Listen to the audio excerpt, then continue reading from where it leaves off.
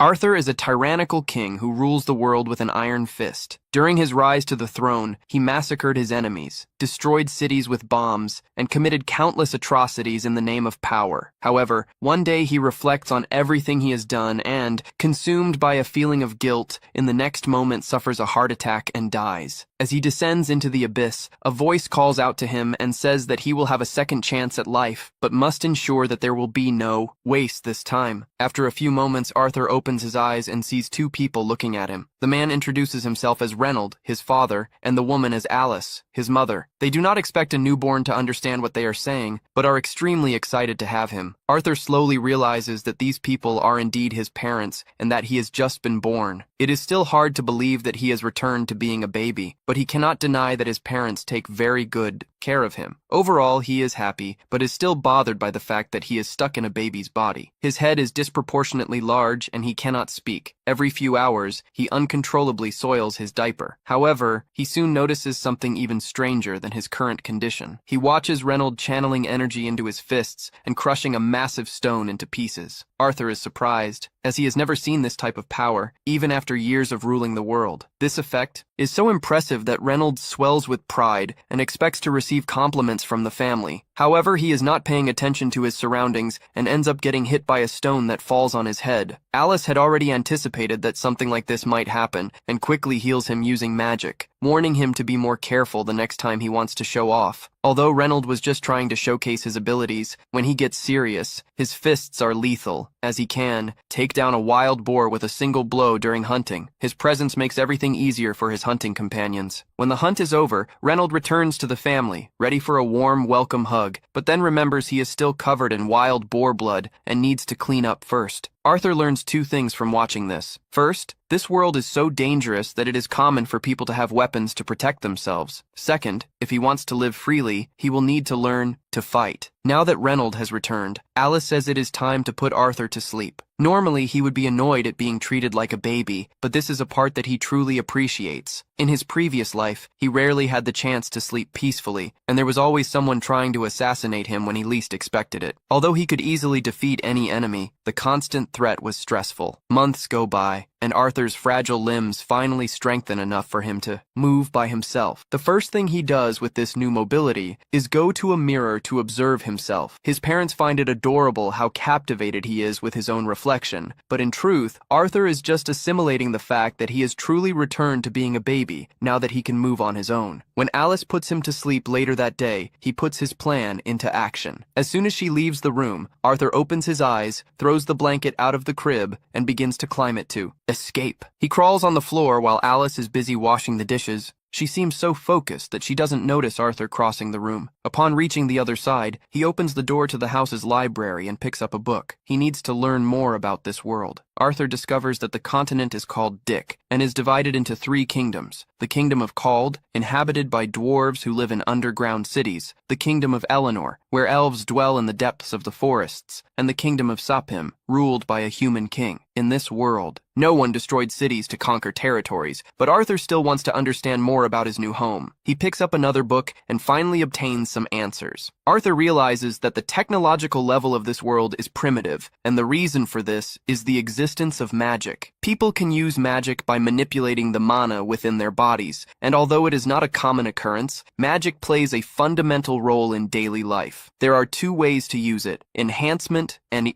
conjuration. Enhancement involves circulating mana through the body, granting superhuman strength, endurance, and agility, while conjurers project mana outward and use it to control external phenomena. This knowledge summarizes the magical system of the world well, but Arthur finds nothing about the healing magic that Alice used earlier. He deduces that she must be an exception. From what Arthur understands, most people manifest their mana during puberty. By channeling it through something called a manacore, they can learn to control it and become a mage. This makes sense to him, as in his previous life, he ascended to power thanks to the innate energy of his body that worked exactly like mana. Determined to test if he can use this energy, he concentrates intensely and, to his surprise, feels the development of a mana core within himself. This is a significant breakthrough for him, since he discovered that he was no longer in the cradle. Alice was relieved that he was unhurt. However, when she picked him up in her arms, she noticed something different about him. Arthur was worried, thinking that she might have sensed the mana inside him, but in reality Alice only noticed that he had gotten dirty again. 2 years passed. Alice was writing in her diary. She was very grateful that Arthur was growing strong and healthy, but she began to worry because she had never seen her son smile since birth. Then, she noticed Reynold and Arthur outside, and it seemed like Reynold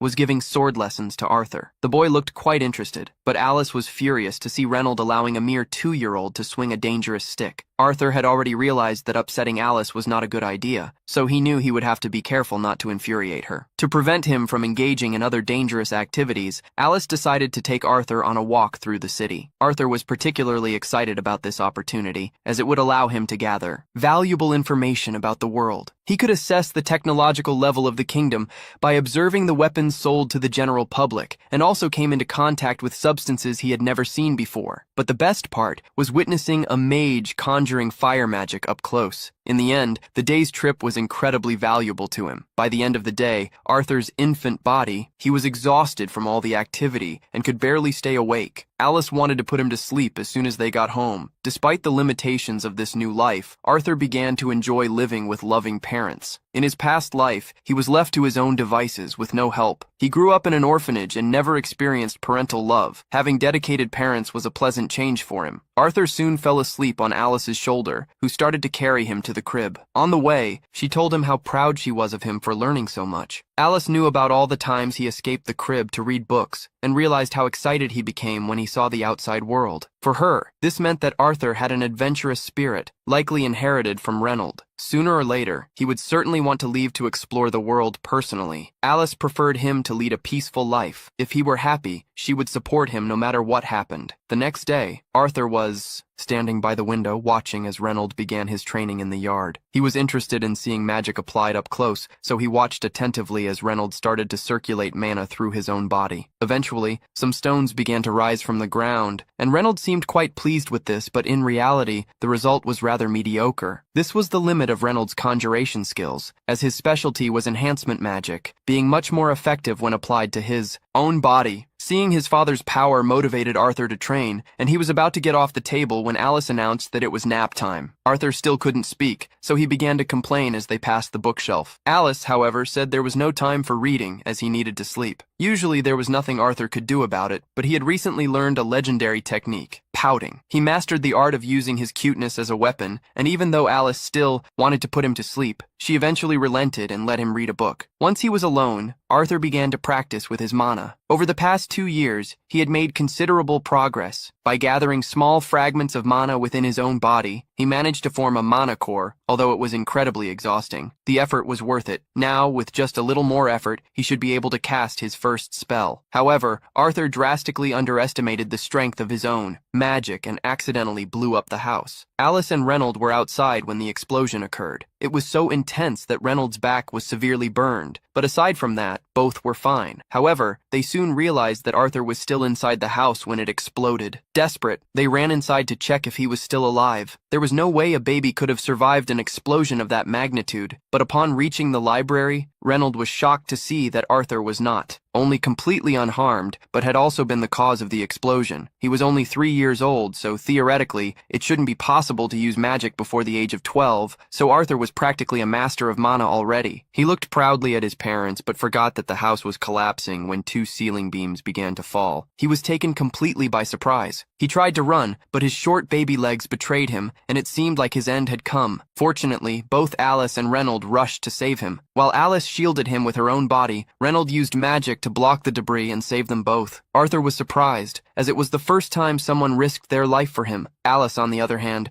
was so relieved that she started to cry. Arthur was still not used to having people care about him, so seeing her cry for him made him cry too. He could never have done something like that in his previous life, as he was expected to be a ruthless king. At one point, a man attempted to assassinate Arthur. After he was captured, the entire council convened and prepared to sentence him for his crimes. Moreover, they planned to send the man's wife and child to a camp that had never heard of the Geneva Convention, meaning they were condemned to be tortured and used as test subjects in experiments. to kill. You know why? Because why not? The man starts begging Arthur to spare his family, as they don't deserve to suffer for his actions. As an act of mercy, Arthur decided to kill him right there. This was basically a regular Monday for him at that time, but now he spends his Mondays training with his father. Reynold wants Arthur to practice with gauntlets, but Arthur already has a lifetime of experience with swords, so he doesn't want to switch his main weapon. Since Arthur is so determined to use a sword, Reynold decides to use one too to make things more interesting. However, to his complete surprise, Arthur does exactly the same thing and easily cuts through Reynold's sword. Upon seeing this, Reynold realizes that Arthur is too talented for him to continue training the boy,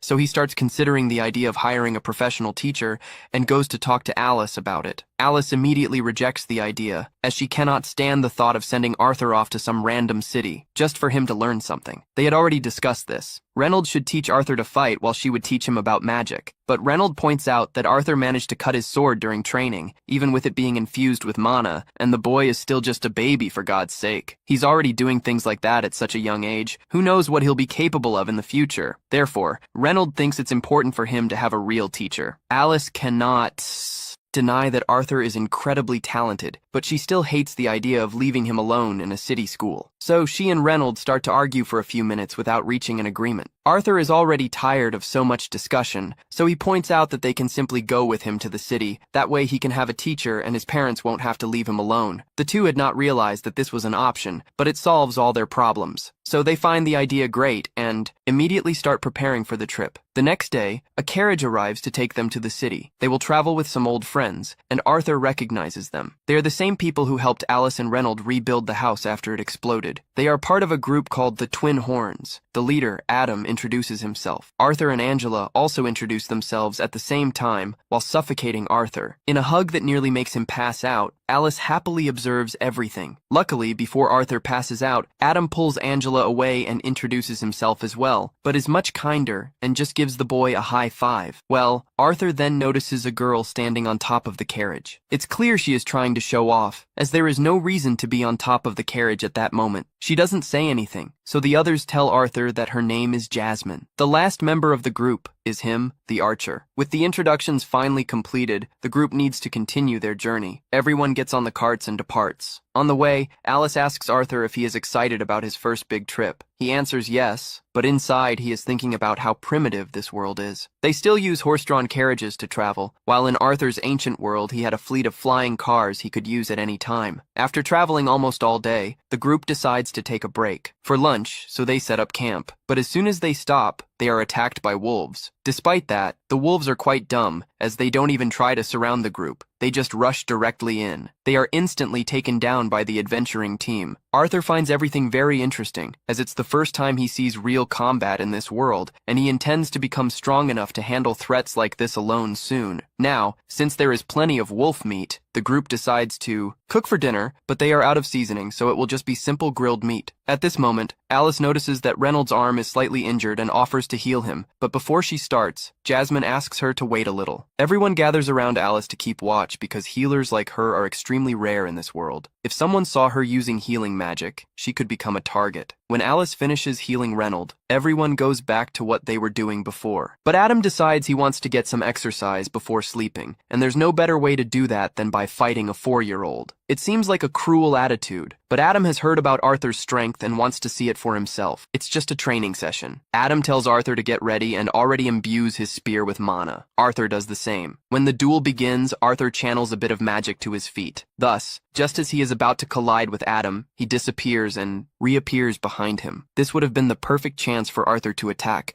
but his child-sized feet slip on the ground. He loses his balance, and Adam manages to recover. Arthur and Adam start to face off, but it's noticeable that the animation budget was negative. In any case, Arthur ends up being thrown back, as his child body is too light to keep up with an experienced adventurer, and gets launched into the air. Fortunately, the others save him before he hits the ground, and everyone begins to yell at Adam for almost hurting Arthur. But Adam says he couldn't hold back, as Arthur was too strong for him to contain. There was no way a child of that caliber could be that strong, so he thinks Reynold must be doing some kind of super soldier training with him. However, in reality, Reynold never taught any of that to Arthur. He learned everything on his own. At that moment, Jasmine approaches Arthur and accidentally scares him. She was really impressed with Arthur's fight and asked him to teach her how to do that thing with magic in her feet. Arthur wanted to keep the technique a secret since it was something he mastered in his past life, but she wouldn't take no for an answer, and from her expression, he knew she would insist until he caved. So, he might have to teach her eventually. The next morning, the journey continued as planned, and along the way, they made some stops to rest. During these breaks, Adam gave some basic spear lessons to Arthur, and he taught him how to use a bow. A few minutes later, with some basic lessons, Arthur quickly understood. The only knowledge about weapons that Arthur had from his past life was with the sword, so these lessons were very valuable to him. Arthur was learning so much from others that he decided to teach his technique to Jasmine. After all, by channeling magic in the feet and using wind magic at the same time, it was possible to increase speed impressively. After demonstrating once, Jasmine managed to replicate it perfectly. Later, Arthur was reading a magic book in the carriage, but for some reason Jasmine was also there, just watching. It wasn't a coincidence, as she took every opportunity to get closer to him. The next morning, Jasmine gave Arthur a knife as a thank you for teaching him, and it was clear that she really liked him, as she usually didn't interact with anyone intentionally. A few minutes later, everyone returned to their carriages and continued the journey, but while Arthur was reading his book, the carriage was attacked by bandits and was completely surrounded, with nowhere to go. The bandit leader ordered his men to capture the women and children to sell them as slaves. Then, they all attacked at once, and the adventurers did their best to hold them back. In terms of brute strength, the Horn twins and Reynold were much stronger than the common bandits, but there were so many of them that they would eventually be overwhelmed. At one point, Reynold was thrown back into the carriage by the bandit leader and was seriously injured. Alice wanted to go heal him, but Reynold stopped her, saying that if the bandits discovered her power, they would start chasing her. So he asked Arthur to take Alice as far away as possible. Arthur didn't want to leave Reynold behind, but he explained that Alice was pregnant with another child, so protecting her was the top priority. Arthur understood. When Reynold signaled, he prepared his magic to flee with Alice while Reynold promised to hold the bandits off. The bandit leader ordered his men to chase Arthur and Alice, but Reynold didn't let them and charged at him. The first time, the leader had knocked him down easily, but now Reynold was fighting for his family, so he wouldn't fall so easily. While Reynold held the leader, some lesser bandits tried to reach Arthur and Alice. Adam and Jasmine threw daggers at them and cleared a path for them to escape. Everyone was doing their best to keep the bandits away from Arthur, and he was striving to get Alice to safety. It was ironic. In his past life, he took what he wanted without caring about others. Now he was fleeing to protect someone precious. After running for several minutes, Arthur thought he was far enough away, but he was wrong. A bandit was watching from the top of a cliff and knew how to use magic.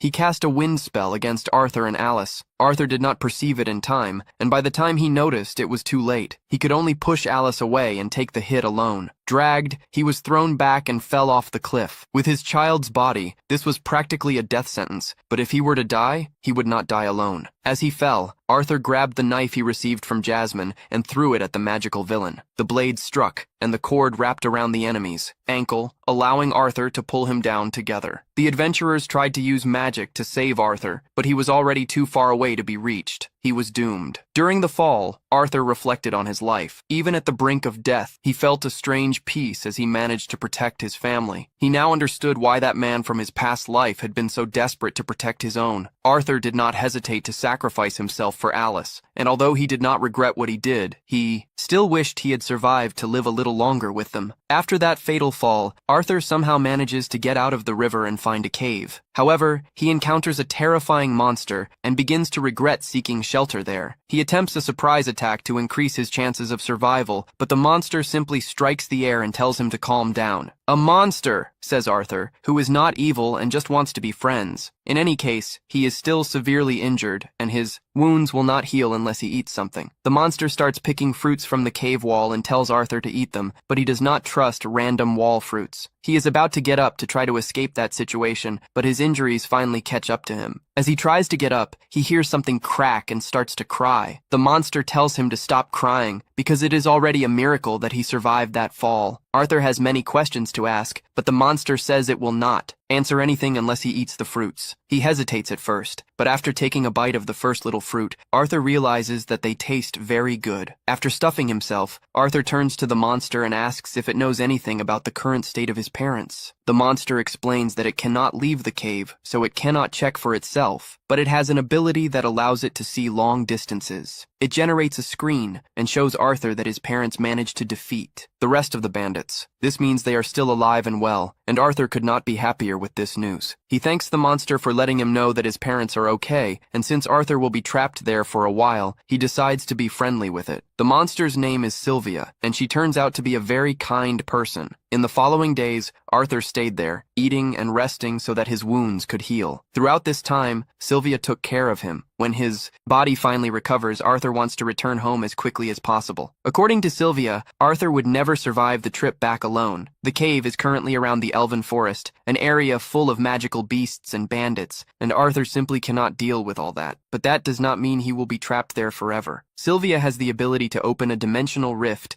and can send Arthur back home, or at least to a safer place than that forest. However, it will take quite some time for her to create that rift, so Arthur will have to wait. With nothing better to do, he picks up a branch and begins practicing his fencing skills. Several days go by, and although Arthur has come to enjoy Sylvia's company, he still hasn't learned anything about her. All he knows is that she looks like a frightening monster, is apparently hiding from something, and is a very kind person. After finishing his sword training for the day, Arthur sits on a rock to start training his mana. Sylvia is impressed that such a young child already has a mana core, but is sure he has never learned to do that properly. She extends her hand, and a large amount of mana starts to accumulate there. Arthur is amazed, as Sylvia is basically gathering mana while casting her spell. If Arthur can learn this, he will undoubtedly become incredibly strong. That said, even before Sylvia offers to teach him, she asks Arthur what he intends to do with the power he will gain from learning this technique. Arthur had considered this before, but now that he thinks about it more, he remembers how his family and friends were almost completely slaughtered by bandits. For that reason, he tells Sylvia he will use his power to destroy anyone who dares to hurt his family. However, Sylvia does not like this answer. She flicks Arthur on the forehead and pushes him back. Sylvia says she would never teach her technique to someone who thinks that way. Arthur, on the other hand, does not understand why she is so upset. After all, it seems perfectly natural to want to kill your enemies. Sylvia wants to prove a point, so she raises her finger to Arthur's head and says she could easily open his skull with a simple touch, or she could touch him gently. She asks Arthur which he prefers, and obviously, he says he prefers the gentle touch, as he does not want to die. It is easy to let actions be driven by anger and hatred, but once you give in to that, your life becomes a vacant and endless cycle of hate. Sylvia does not want Arthur to waste his life like that, so she asks again, "What will you do with that power?" Arthur thinks again, but this time focuses on the bright smiles of the people close to him, and then responds that he wants to use his power to protect those he loves. Sylvia likes this answer much better. Meanwhile, outside the cave, a monster that looks quite a bit like Sylvia seems to be tracking her and is very close to finding her. In Arthur's old world, he was the king, but that did not mean he held all the power. The ones truly in charge were the senators. Arthur was basically a war agent, summoned whenever the senators needed him to commit unspeakable acts of violence,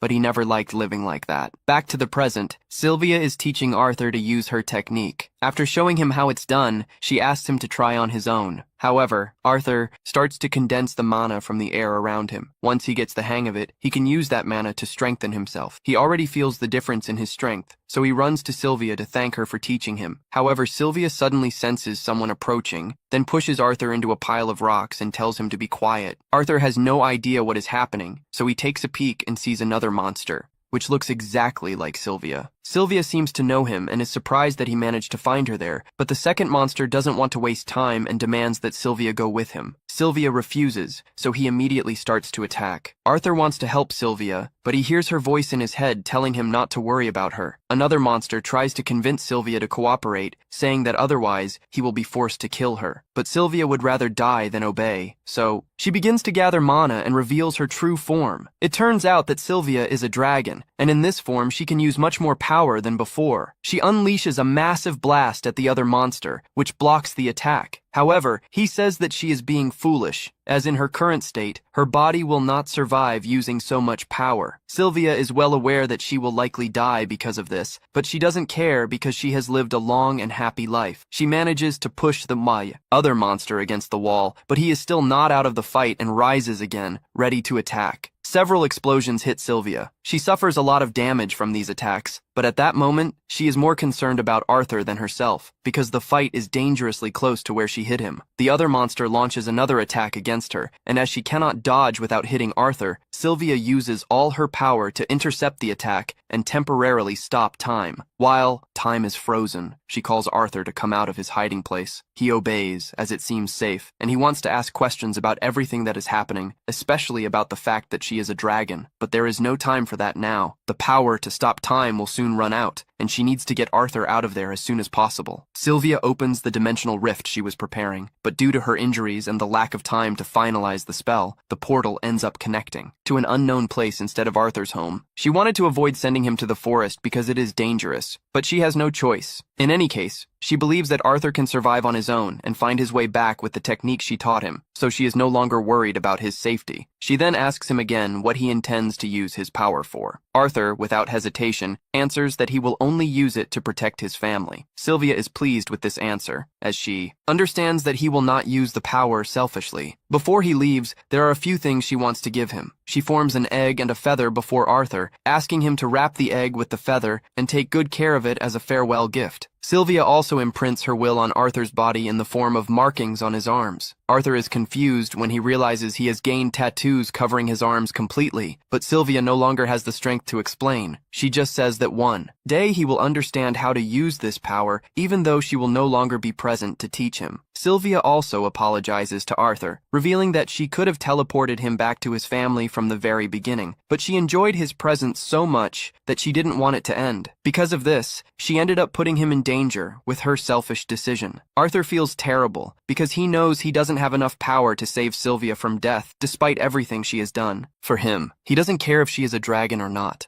Monster, for him, she is a precious part of his family. He tells her that he sees her as a mother, but Sylvia reminds him that he already has a mother. Then, Arthur says she can be his grandmother. Sylvia didn't expect this, but she loves the idea of being called grandmother and asks him to repeat it. He does so with joy. Sylvia is sad that she can't see him again, but time is running out. Then, she gently pushes him to cross the portal. Arthur understands, grabs the presents she gave him, and steps in, but at the last second he changes his mind and tries to convince her to go with him. However, she cannot do that, so she closes the portal and sends him away. Time starts moving again, and Sylvia is hit by the attack from the other monster. The damage is fatal. She falls to the ground, but the monster doesn't believe she is dead, as he knows she is too powerful to be defeated so easily. He approaches cautiously, but lowers his guard upon seeing the motionless body. As he gets close, Sylvia gathers all her remaining energy and unleashes an attack that strikes him along with everything around in a 1-meter radius. As Arthur is being teleported, he hears one last message from Sylvia. She asks if he remembers what she said about the correct use of power, and Arthur replies yes, although he is still sad about everything that happened. Sylvia says the world is a sad place, and things like that will happen from time to time. That's why Arthur needs to change it for the better. Arthur protests, saying he doesn't have the capacity for such a thing, but Sylvia doesn't expect him to change the world all at once. He can start small, after all. This isn't the first time he has tried to control the world. Sylvia knows about Arthur's past life as a king, and although she disagrees with how he ruled back then, she is sure that if he doesn't let hatred consume him, he can become a great king who will make the world a better place. After a while, Arthur wakes up on the ground and swears he will fulfill Sylvia's request, but before that, he needs to find a way out of that forest. After being teleported to the elven forest, Arthur begins his journey back home, but as he walks, he suddenly hears a terrifying scream coming from the other side of the woods. It sounds like the scream of a little girl. Immediately, he focuses the mana in his feet and starts running to see what is happening. He jumps to the top of a tall tree to get a good vantage point. From up there, he clearly sees a group of bandits kidnapping a girl. She tries to escape, but the bandits have already grabbed her and cover her mouth to prevent her from continuing to scream. Since the girl is an elf, the bandits plan to sell her as a slave on the black market for a good profit as soon as they leave the forest. So, they tie up the girl and put her in the back of the cart. As Arthur watches everything happen, he has flashbacks of the moment when he and his family were also attacked by bandits. He remembers hearing the bandits talk about keeping him alive along with the women to sell them as slaves later, and this angers him deeply. His first impulse is to massacre all the bandits for committing such a horrible crime, but he remembers what Sylvia told him about controlling his anger. So, he takes a deep breath and tries to calm down. Arthur understands that if he attacked at that moment, he could put the girl's life at risk. That's why he decides to be patient and wait for the right chance to act. All the bandits get into the cart and start leaving the forest, and Arthur follows them closely through the shadows as night falls.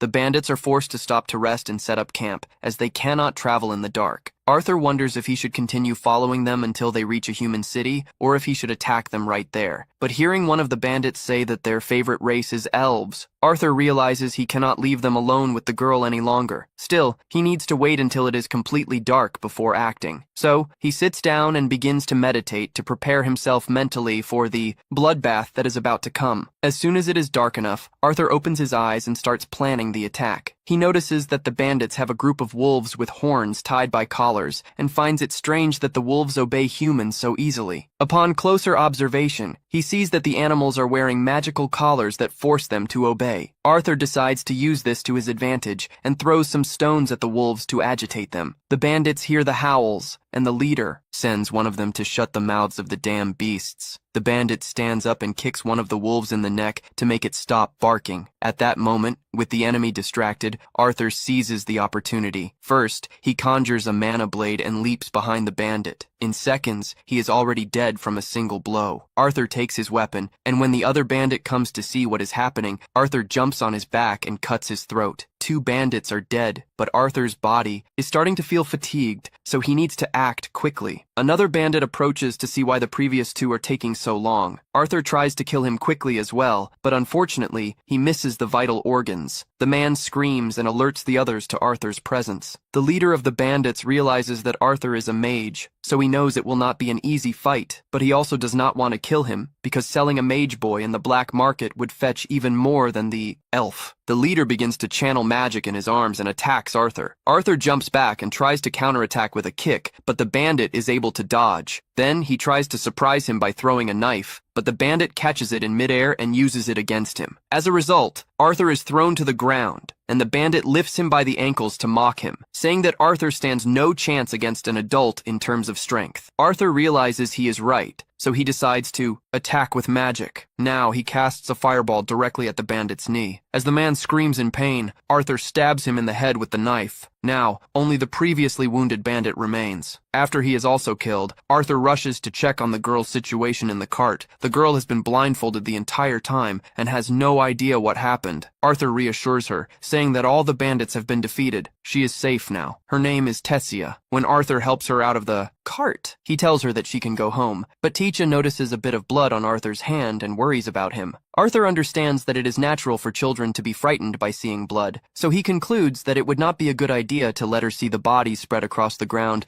and asks her to wait a bit while he goes to cover the corpses with a tarp. Teacha asks what happened to the kidnappers, and Arthur does not want to admit that he killed them, so he simply says that they suffered an accident. That does not bother her anymore. The girl does not ask any more questions. Arthur takes her belongings from the bandit's cart and says goodbye, but he needs to continue his journey. However, Tessia grabs his arm and begs him to stay because she is afraid of being left alone. If Arthur leaves her there, she might be devoured by the ghosts of the trees or something like that. He asks if she knows the way back, and she says yes, but she doesn't know how long it will take to reach her village. Arthur doesn't like the idea of taking a detour, but he knows that Tessia wouldn't survive alone, so he agrees to escort her home. He looks at the wolves captured by the bandits and even considers using them as transport, but since he doesn't know how to control wolves, he decides to leave them behind. Arthur insists that at least they should remove the magic collars from the wolves so that they can return to the forest. Arthur warns that the wolves might attack as soon as the collars are removed, but she believes she will be fine since she hasn't done anything to anger them. Besides, as a forest dweller, it's her duty to take care of the creatures living there. She ends up taking the collars off the wolves, and as expected, they simply return peacefully to the forest. The next morning, Arthur and Tessia head towards the elf village and, after a while, take a break to eat. Arthur prepares a simple stew and says she needs to eat to have energy for the long journey. Tessia comments that the smell is strange, and Arthur admits that he's not exactly a master cook. The dish is made only with dried meat and salt, so the taste isn't the best, but it's better than being hungry. Tessia asks why Arthur came to the Elshire forest, as it's rare for humans to appear there, especially a child alone. Arthur explains how he got separated from his family and ended up at that place. They continue talking, and he asks what it's like to live in the kingdom of Eleanor. One day, Tessia says she loves the place. Even though her parents are always busy with work, she spends most of her time with her grandfather and her maid and continues on her journey. But since Tessia doesn't know exactly how far the village is, it's hard to predict how much longer it will take. To make matters worse, the wolves Tessia freed started following them, and Arthur regrets not having killed them from the start. That night, Arthur decides to stand guard outside the tent to protect Tessia from a possible wolf attack. After a while, Tessia opens the tent and asks him to sleep beside her. Arthur says he isn't sleepy and prefers to keep watch outside, but Tessia pleads, saying she is afraid of being alone. Arthur relents and decides to take his watch inside the tent for her. Despite pretending she isn't scared, she insists that Arthur stays by her side the whole time. Before sleeping, Tessia asks if it's true that all humans are perverts and marry several wives. Arthur is shocked by the question and wants to know where she heard that. Tessia replies that it was her grandfather who said it. Arthur admits that such people exist, especially in the Gerite family, but that, generally speaking, humans are modest. Then Tessia believes him and falls asleep. Shortly after, the wolves do not attack. In the morning, the two continue their journey. Tessia is getting closer to Arthur now that she has managed to forget the slave traders. She seems much happier. However, she is still completely without survival skills and can't even cross a stream by herself. Arthur has to carry her. Suddenly, Arthur feels a strange, pulsing pain in his chest. Unaware of what is happening to him, Tessia runs to find medicinal herbs that may help, but Arthur feels it is not a common illness. While leaning against a tree, the previous wolf appears, and Arthur panics as he is unable to fight. Tessia returns with the herbs, and Arthur warns her to stay away, fearing that the wolf might be dangerous. To his surprise, the animal simply leaves a dead pig in front of him and departs. Arthur is bewildered, but Tessia assumes the wolf was trying to thank him for his previous help. That night, they camp and roast meat over the fire. The taste is much better than that of the stew, and Tessia, while searching for herbs, found some mushrooms and offers them to Arthur, but he probably shouldn't have accepted them. The mushrooms cause quite a bout of diarrhea. After relieving himself, Arthur is exhausted and almost faints. But Tessia keeps talking. She shares that her grandfather used to read storybooks about the realms of humans and dwarves, and that she always wanted to visit those places, but she was never allowed because elves do not trust other races. At that moment, Tessia realizes that Arthur is not paying attention, but understands that he is just sleepy, so she covers him with the blanket and wishes him good night. The next morning, they resume their journey, but Arthur's chest pain worsens. Tessia apologizes for not being able to help, but he says it's nothing serious. Changing the subject, Tessia asks if she can call him Gart, as she already considers him a friend. After all, they have spent a lot of time together and have grown quite close. Arthur says he doesn't mind and agrees to be her friend. Tessia is surprised by his calm reaction. Arthur then makes a joke, saying he will cherish every moment that Tessia's great law considers him a friend. But this annoys her. She tells him to stop acting like a child. Arthur finds it funny since it was she who insisted that he stay by her side the whole time because she was scared. Tessia responds that it was totally different. Joking aside, Arthur realizes that Tessia is his first true friend. Not even in his past life did he have that. People have always been afraid of him, and he never could call someone a friend. Suddenly, Tessia sees something familiar and calls Arthur to look. He goes expecting to find some strange branch or something like that, but comes across a huge tree with a portal at its center. Arthur explains to her that this is the entrance to the elven village and extends his hand to her, inviting her to go with him. The guards demand that Arthur explain who allowed a human like him to enter their sacred lands. Arthur turns to Tessia, hoping she will clarify the situation, but seeing her silent, he feels betrayed, thinking himself foolish for ever considering her a friend. However, the truth is that Tessia was afraid to intervene because she was still a child. When the guards announce that they will execute Arthur, she finally intervenes, defending him and stating that he saved her life. Even so, the guards maintain the assumption that Arthur had mentally manipulated the girl into believing this, as if it were possible. Anyway, the only wise and sensible man of the elven lands appears coming out of the same teleportation portal and orders them to release Arthur. This man is Vera Elite, the former king of Eleanor, and he personally thanks Arthur for saving Tessia, revealing that she is his granddaughter, which means she is the princess of that kingdom. Arthur is completely shocked by the revelation, as he would have never imagined that Tessia was royalty, judging by her behavior during the time they were together. Tessia's parents, King Alvin and Queen Marielle, arrive moments later and finally reunite with their missing daughter after days of separation. While Marielle checks if her daughter is okay, Aldo questions what a human is doing there. It seems Aldo inherited his mother's traits and is not nearly as wise as his father, as he immediately orders his soldiers to execute Arthur. Arthur turns to intervene once again, declaring that he was the one who ordered the guards to stand down. He explains how Arthur saved the precious Tessia, even being considered a barbaric human. son. Tessia reinforces her grandfather's words, pleading with her father not to hurt her friend and even suggesting that they invite him to the castle. The idea of a human stepping into the castle clearly makes Aldo hesitate, but Tessia does not wait for the response and goes straight to Arthur, saying that if he agrees to go with her, the royal chefs will prepare his favorite snacks. Yes, this kind of bribery only works with small children. Well, Arthur is technically still a child, so it's all right. Aldo doesn't want to contradict his strong-willed daughter, so he ends up agreeing. Meanwhile, Vera's curiosity reaches its peak as he senses a mysterious power in Arthur, and therefore asks to speak with him privately later. For now, Arthur accompanies Tessia as they walk through the kingdom of Elenoa, an artistically structured society where houses are built both above and below the trees, and the people lead a simple yet peaceful life. As Arthur walks alongside Tessia, he attracts many curious glances from the crowd, all intrigued by the presence of a human in that place. Arthur cannot get over the fact that he had been terrified to help him at first. Why would she do that? And what was that stern expression on her face at that moment? He does not understand, and this thought continues to disturb him, provoking a sharp pain in his chest. In any case, he remains suspicious of everything around him and does his best to stay alert and not let his guard down. They arrive at the castle located at the end of the town. Upon entering, they are welcomed by dozens of elven maids, whose only function is to ensure that Tessia is always happy. However, today, Tessia wants to return the favor to Arthur. She orders all her maids to offer him the best hospitality possible, saying that he saved her life. Upon seeing their reluctance, Tessia assures them that Arthur is one of the rare, truly good-hearted humans. Then, she turns to Arthur and asks what he would like to do. Eat snacks, play, have lunch, or perhaps refresh himself. But before anything else, Arthur wants to talk to Tessia's parents about what happened in the forest. As there has been no explanation yet, he gathers everyone in the meeting room for a serious talk. Tessia, however, is,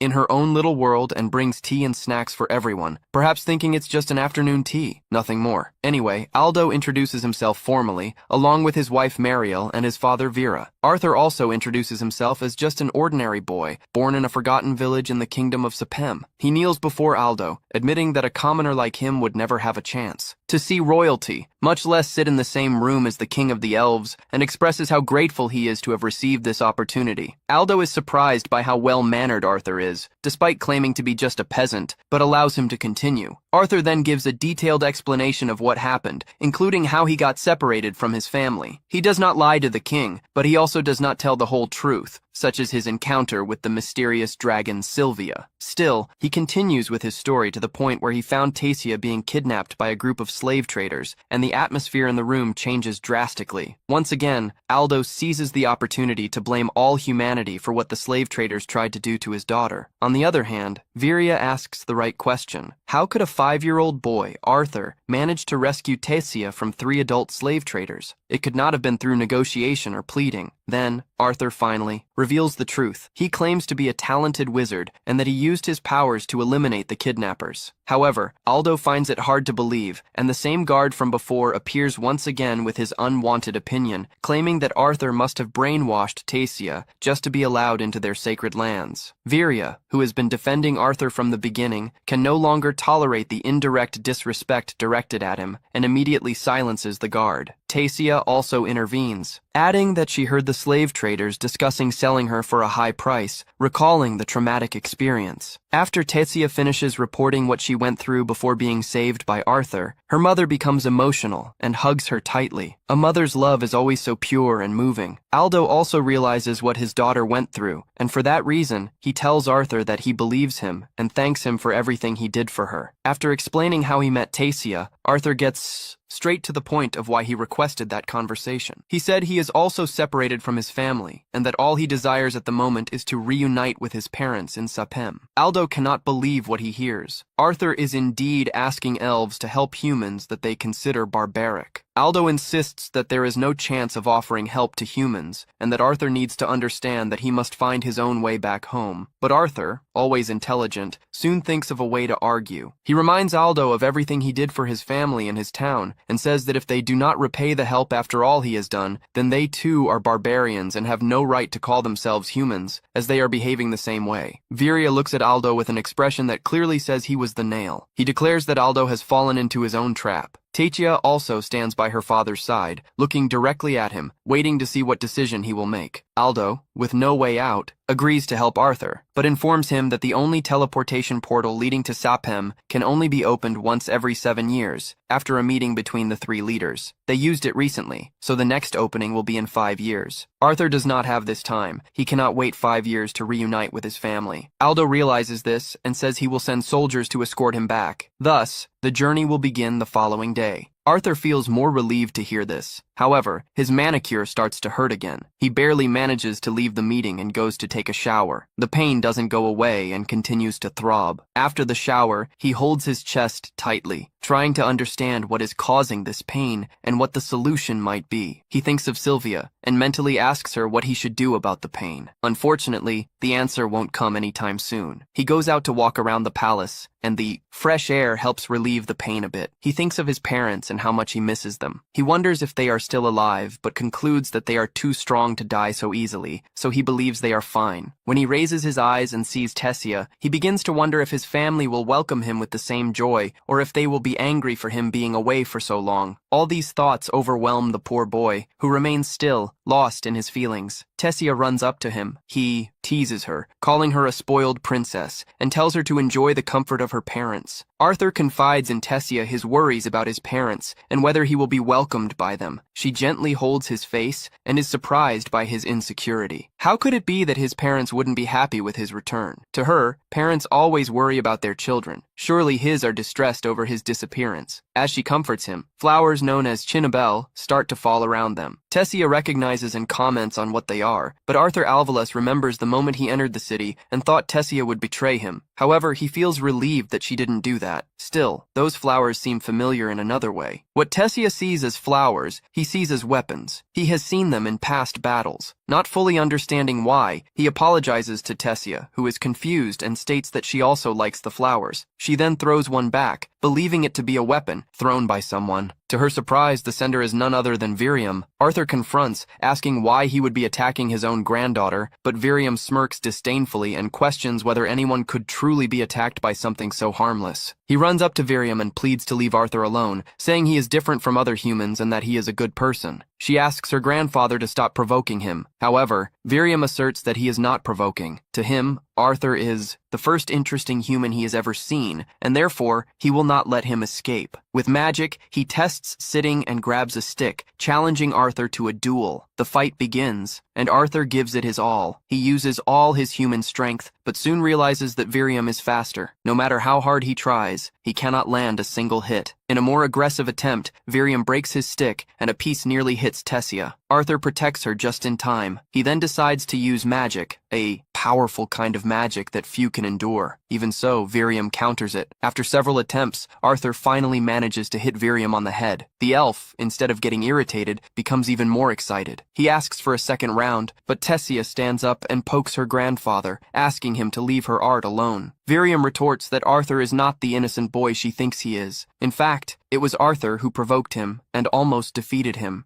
Arthur rejects this kind of recognition, saying that Virium is overestimating his abilities. Virium then makes an unexpected request, that Arthur become his disciple. Arthur considers the idea, which seems advantageous. However, thinking of his parents and the fact that they do not know if he is well, he hesitates regarding his concern. Virium states that there is a way to inform his parents that he is well, without having to return home immediately. Arthur is interested, but before he receives explanations, Virium releases an energy into his body. He feels pain in his human form again, and Virium confirms his suspicion. Arthur has received the will of the beast. The only way to survive and avoid death is to become Virium's disciple. Arthur finds himself in a state where he cannot move. His heart aches with a sharp pain, and while trying to contain this pain, a dark aura escapes from his chest. It takes the form of a mysterious and frightening being. Arthur, afraid, closes his eyes, wondering if that creature is a manifestation of his inner anxieties or perhaps of his responsibilities. When the monster approaches, about to hurt him, a weak voice calls him. It is Tessia. Her voice calms his heart enough for him to awaken. Upon opening his eyes, Arthur finds Tessia sitting on him. Tessia wishes him a good day, but he ignores her and pretends to go back to sleep. calling her a monster from his dream. Joking aside, Tessia informs him that their grandfather is waiting for him outside, but Arthur does not pay attention. Then she drags him out of bed, telling him to fix his messy hair. Arthur responds by saying that her hair looked like Medusa's just seconds ago. While he changes clothes, Tessia asks if he is really going to stay there, and Arthur replies that he hasn't decided yet, calling her princess. Tessia, irritated by the formality, pinches him on the back and says she will be very angry if he calls her princess again. Arthur comments that she is already angry, and which makes him wonder if she can get even more furious than she is now. After getting ready, Arthur leaves the castle with Tessia and sees a carriage, where Alvin begs Virium not to allow Arthur to stay there. Alvin and his wife Marielle have an irrational prejudice against all humans, as we already know, but Virium ignores them and enters the carriage, making it clear that he likes Arthur and that his decision is final. Tessia hears Alvin and once again defends Arthur, saying that he should be allowed to stay there since he saved her life. Alvin responds, admitting that he is grateful, but not enough to allow a human to spread his filth in sacred lands. First, Virion gets angry with someone's words and tells his son to shut up. After all, he is the king and should have more sense. Next, Virion orders Arthur and Tessia to get into the carriage already. Shortly after, they leave for the place where an old friend of Virion lives. She falls asleep on Arthur's shoulder and asks him to let her sleep, explaining that she woke up early because that is an important day that will decide Arthur's future. Virium laments that his granddaughter has lived in a lonely environment until now, and the reason she does not have friends is that everyone has tried to exploit her. Thus, Tessia has kept her distance from people. Hearing all of this, Arthur understands why Tessia gets irritated when he treats her. Formally as a princess, Virium would come before Tessia only truly smiles when she is with Arthur and thanks him for being her friend, making Arthur realize how much she values him. Arthur notices how Virium is a kind man and decides to fully trust him from now on. Soon, the carriage arrives at the destination and leaves them in front of a house that looks like Frodo's house from The Lord of the Rings. Arthur wonders who owns that mysterious house and why someone so important had the former king visit him in person. Virium, acting like royalty the whole time, suddenly behaves like an ordinary old man, banging on the door and calling the lady of the house an old witch. With no response, he leans his ear against the door to listen, but is surprised when it suddenly swings open, knocking him to the ground. The old woman says she can hear perfectly well and doesn't need him to shout in her ears. Virium gets up and introduces Renia to the lady as Arthur and Tessia's queen of Arcase. According to Virium, the queen is a special sorceress powerful enough to grant Arthur's wish. Arthur feels relieved to hear this and says it is an honor to meet someone like her. Renia likes the young man's manners and invites them in. Arthur looks around the place and only finds a bucket of water, then asks how she intends to help him communicate with his parents if there is no communication equipment around. She explains that she is a seer, a type of sorceress who can see fragments of someone's past and future. She tries to demonstrate her powers on Arthur and is surprised when she cannot see much, calling Arthur someone special. He tells Renia that he does not want to know his future. He just wishes to somehow tell his parents that he is alive and they should not worry about him. Renia agrees and asks Arthur to look at the reflection of the water in the bucket, shattering it as he focuses on thinking about his parents. While doing this, she then uses her magical powers on him. Thus, Arthur is able to see his mother, Alice, and his father, the king, having lunch together, still mourning for him, mentioning that today would have been his birthday. Both remember the unfortunate incident where they lost Arthur and how they still haven't been able to move on, even after settling in the city. The king joined the city's security force and began living in a mansion with Alice, taking care of her and the baby in her belly. While they cry thinking of Arthur, he finally speaks to them, saying that he is alive and well, and that he is currently in the land of the elves. He explains that he is speaking to them through a special type of magic, and also mentions that he cannot return yet, as there is something wrong with his body that needs to be fixed, but he asks them not to worry, promising that he will be fine. He pleads with them not to blame themselves for what happened that day, ending the communication by saying that he loves them. Alice hugs the king, emotional to know that their son is alive. Arthur's eyes are filled with tears. He does not want to see his parents in such a miserable state anymore, so he vows to become competent enough to never cause that kind of suffering again, asking Virium to accept him as a disciple. But his determination to train is not easily accepted, given that Alvin and Marielle do not agree with the idea of him staying with them. A human in the Elven City is not a reason for celebration. Virium and Tessia will meet up again with Alvin. Tessia tries to convince her father, saying that the boy they are rejecting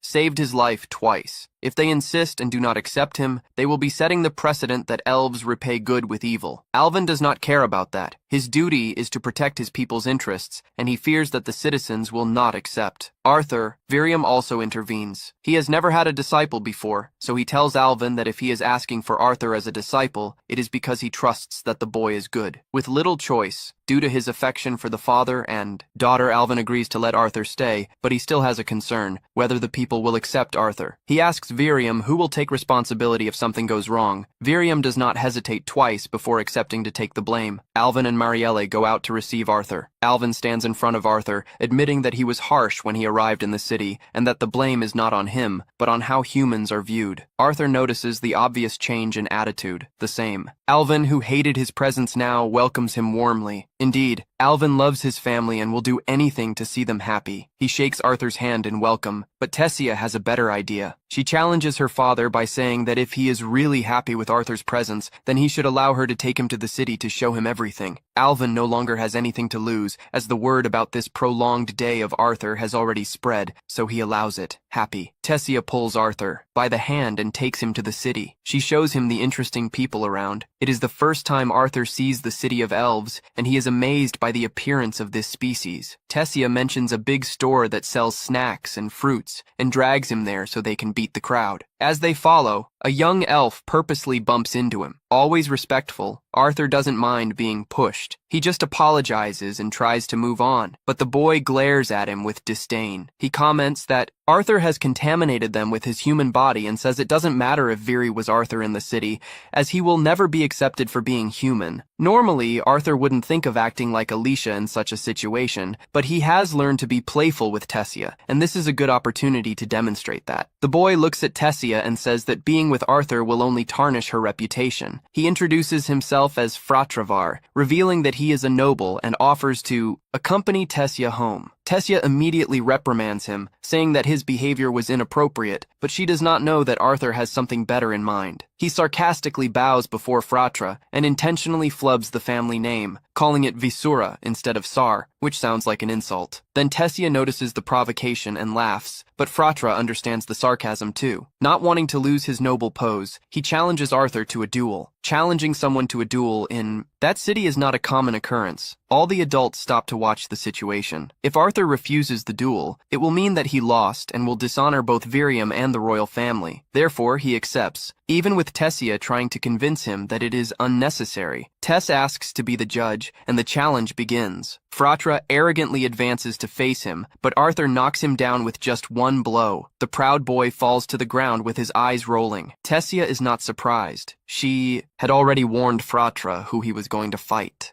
She was not weak, and since he did not listen, now he should face the consequences. She pulls Arthur and tells him to run. He joyfully escapes with her. Over time, Arthur becomes familiar with Tessia and enjoys her company. They go out together, eat together, and even study together. Whenever an elf tries to intimidate him, Tessia immediately appears to protect him. After one of their daily walks, she leans on the railing and talks to him. His training starts the next day, and she asks how he feels about it. Arthur seems worried about something, and she insists on knowing what bothers him, and if he still wants to proceed with the training. He remembers a conversation he had with Virion earlier. In that conversation, Virion reminded Arthur that he is in a foreign land, without family or friends to support him. He has no one to trust. Still, Arthur made the decision to stay there and learn. Virion warned that the training would not be easy, but much harder than anything he had faced before. However, if he stayed and learned, despite the difficulties, his future would be guaranteed. Then Virion gave him another chance to back out, and asked if he was truly interested. Arthur confirmed that he was. Then, Virion ordered him to ignore the pain in his manicore for now. At that moment, Arthur looks at Tessia with excitement. He says he is looking forward to the training the next day, and reveals that he has already gone through many hardships and fought alongside his father. He knows that nothing he has experienced compares to what he is about to face now, but he is determined to stay strong. He believes he will become stronger. Then, Tessia extends her hand and says she will also do her best. He asks to do his best in what, and she reveals that she will always do her best so that he does not become stronger than her and so that she can compete with him. Well, we'll see, he thinks. The next day, the training begins. He positions himself in front of Virion, who introduces him to what will be the new phase of his life. As the training begins, Arthur thinks that life in the elf kingdom is faster than life outside it. In just a few days, he has learned a lot and is evolving. He accepted staying there because he knows it was the best decision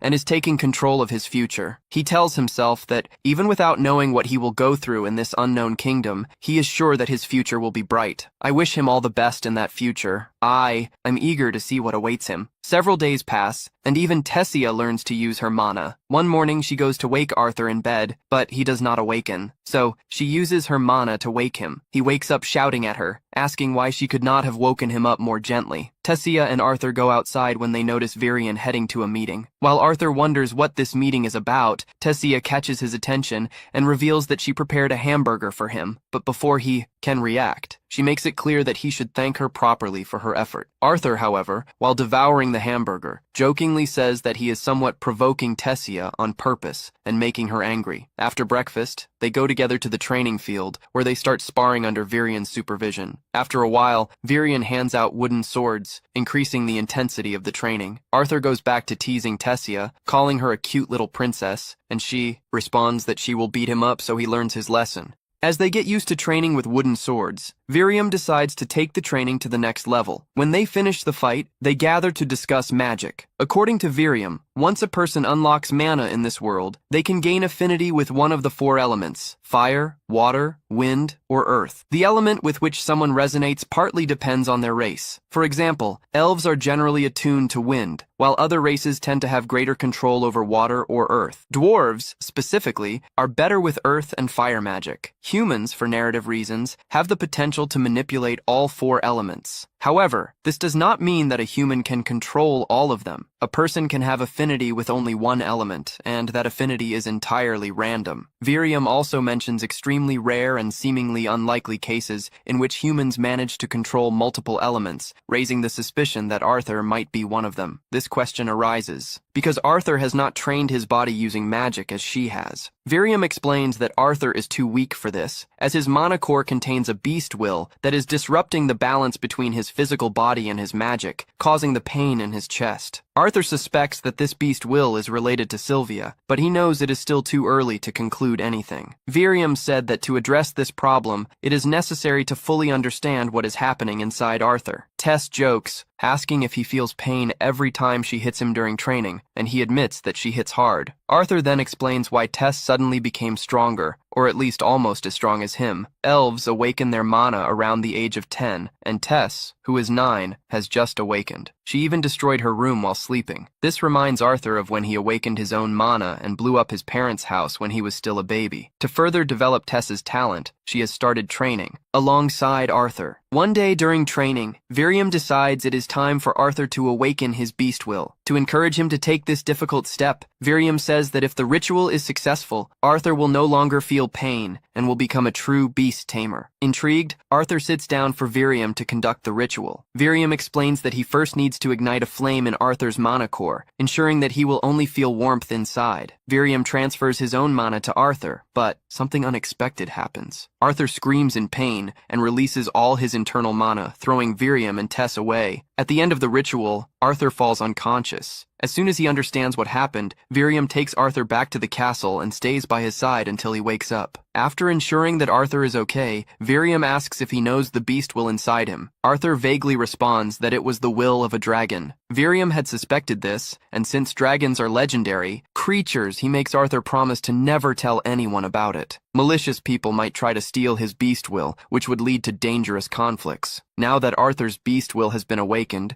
Virion says he will be able to go home after 4 months, surprising Arthur, who thought he would have to stay there. For another 2 years, Virion would explain that there would be a cultural exchange event in 4 months organized by the 3 kingdoms, and that an entry to the city of Zeos, where Arthur's parents live, would be opened. Arthur is shaken to realize that when he saw Virion leaving for a meeting, the next day he was actually going to communicate with the other kingdoms just because of him. This makes him emotional. Virion tells him to be happy because he will be reunited with his parents. Arthur then wonders how Tessia will react to this news. Virion reassures him, saying that Tessia has already been informed by her own parents. Later that night, Arthur talks to his dragon egg about the departure when the egg starts to shine. As it hatches, Arthur panics, imagining what might be inside, but when the shell breaks, a lovely little dragon, almost like a kitten, appears. Immediately, Arthur is enchanted by her cuteness. However, when she bites his arm like a puppy, he realizes that she is not so friendly after all. In fact, the bite was to place a seal on him, and now Arthur can finally hear her, although what she says is a bunch of confusing sounds. Still, he is delighted to hear her voice. He names her Sylvia in honor of his mother, Sylvia, and wonders what the meaning of the seal on his arm is. In any case, he can hardly believe that he has become a father at just 8 years old. The arrival of the new pet is surprising, and the expectation of how the rest of the community will react to this novelty, especially Tess because of her cheerful personality. The next day, Tessia arrives as usual to wake Arthur. Since he is sleeping deeply, her light touch has no effect. She then removes the blanket and sees the strange creature. Her scream is so loud that it wakes Arthur, but contrary to what one would expect, it is not a scream of fear. There, Tessia is excited about the new creature. She picks her up and cuddles her like a baby. Together, they go to the training field to find Virium. On the way, Tess pays attention to everything to see if Virium likes her and goes to her, but Sylvia, or better, the beast, only prefers her master. When they arrive at the training field, Virium is not surprised. He asks if that creature is the result of the beast's will association, and Arthur confirms, looking at Sylvia. Arthur thinks about how much she might feel rejected by society, but even without him saying anything, Virium senses his concern and reassures him, saying that there will be no problem. No one would believe that it is a real dragon, so they can just say it is a special magical beast. The training for that day officially begins, and Virium explains that now that Arthur has awakened his bestial mana, he must train it too. And what better way to train than in a physical duel? Virium transforms into his spiritual beast. The creature is terrifying. The sound, the energy, and even the dark light that is her mana intimidate the children. To make matters worse, Virium commands Arthur to face him. Arthur can barely see him and quickly gives up, admitting defeat. Virium returns to his elf form and explains that the creature is called Shadow Panther, a beast that uses sound and light so stealthily that it becomes practically invisible. Despite being powerful, it consumes a lot of energy. Since he has already finished fighting Arthur, Virium grabs a stick to train like normal people. Days go by, then weeks, maybe even months. Arthur trains, his bestial will and his mana.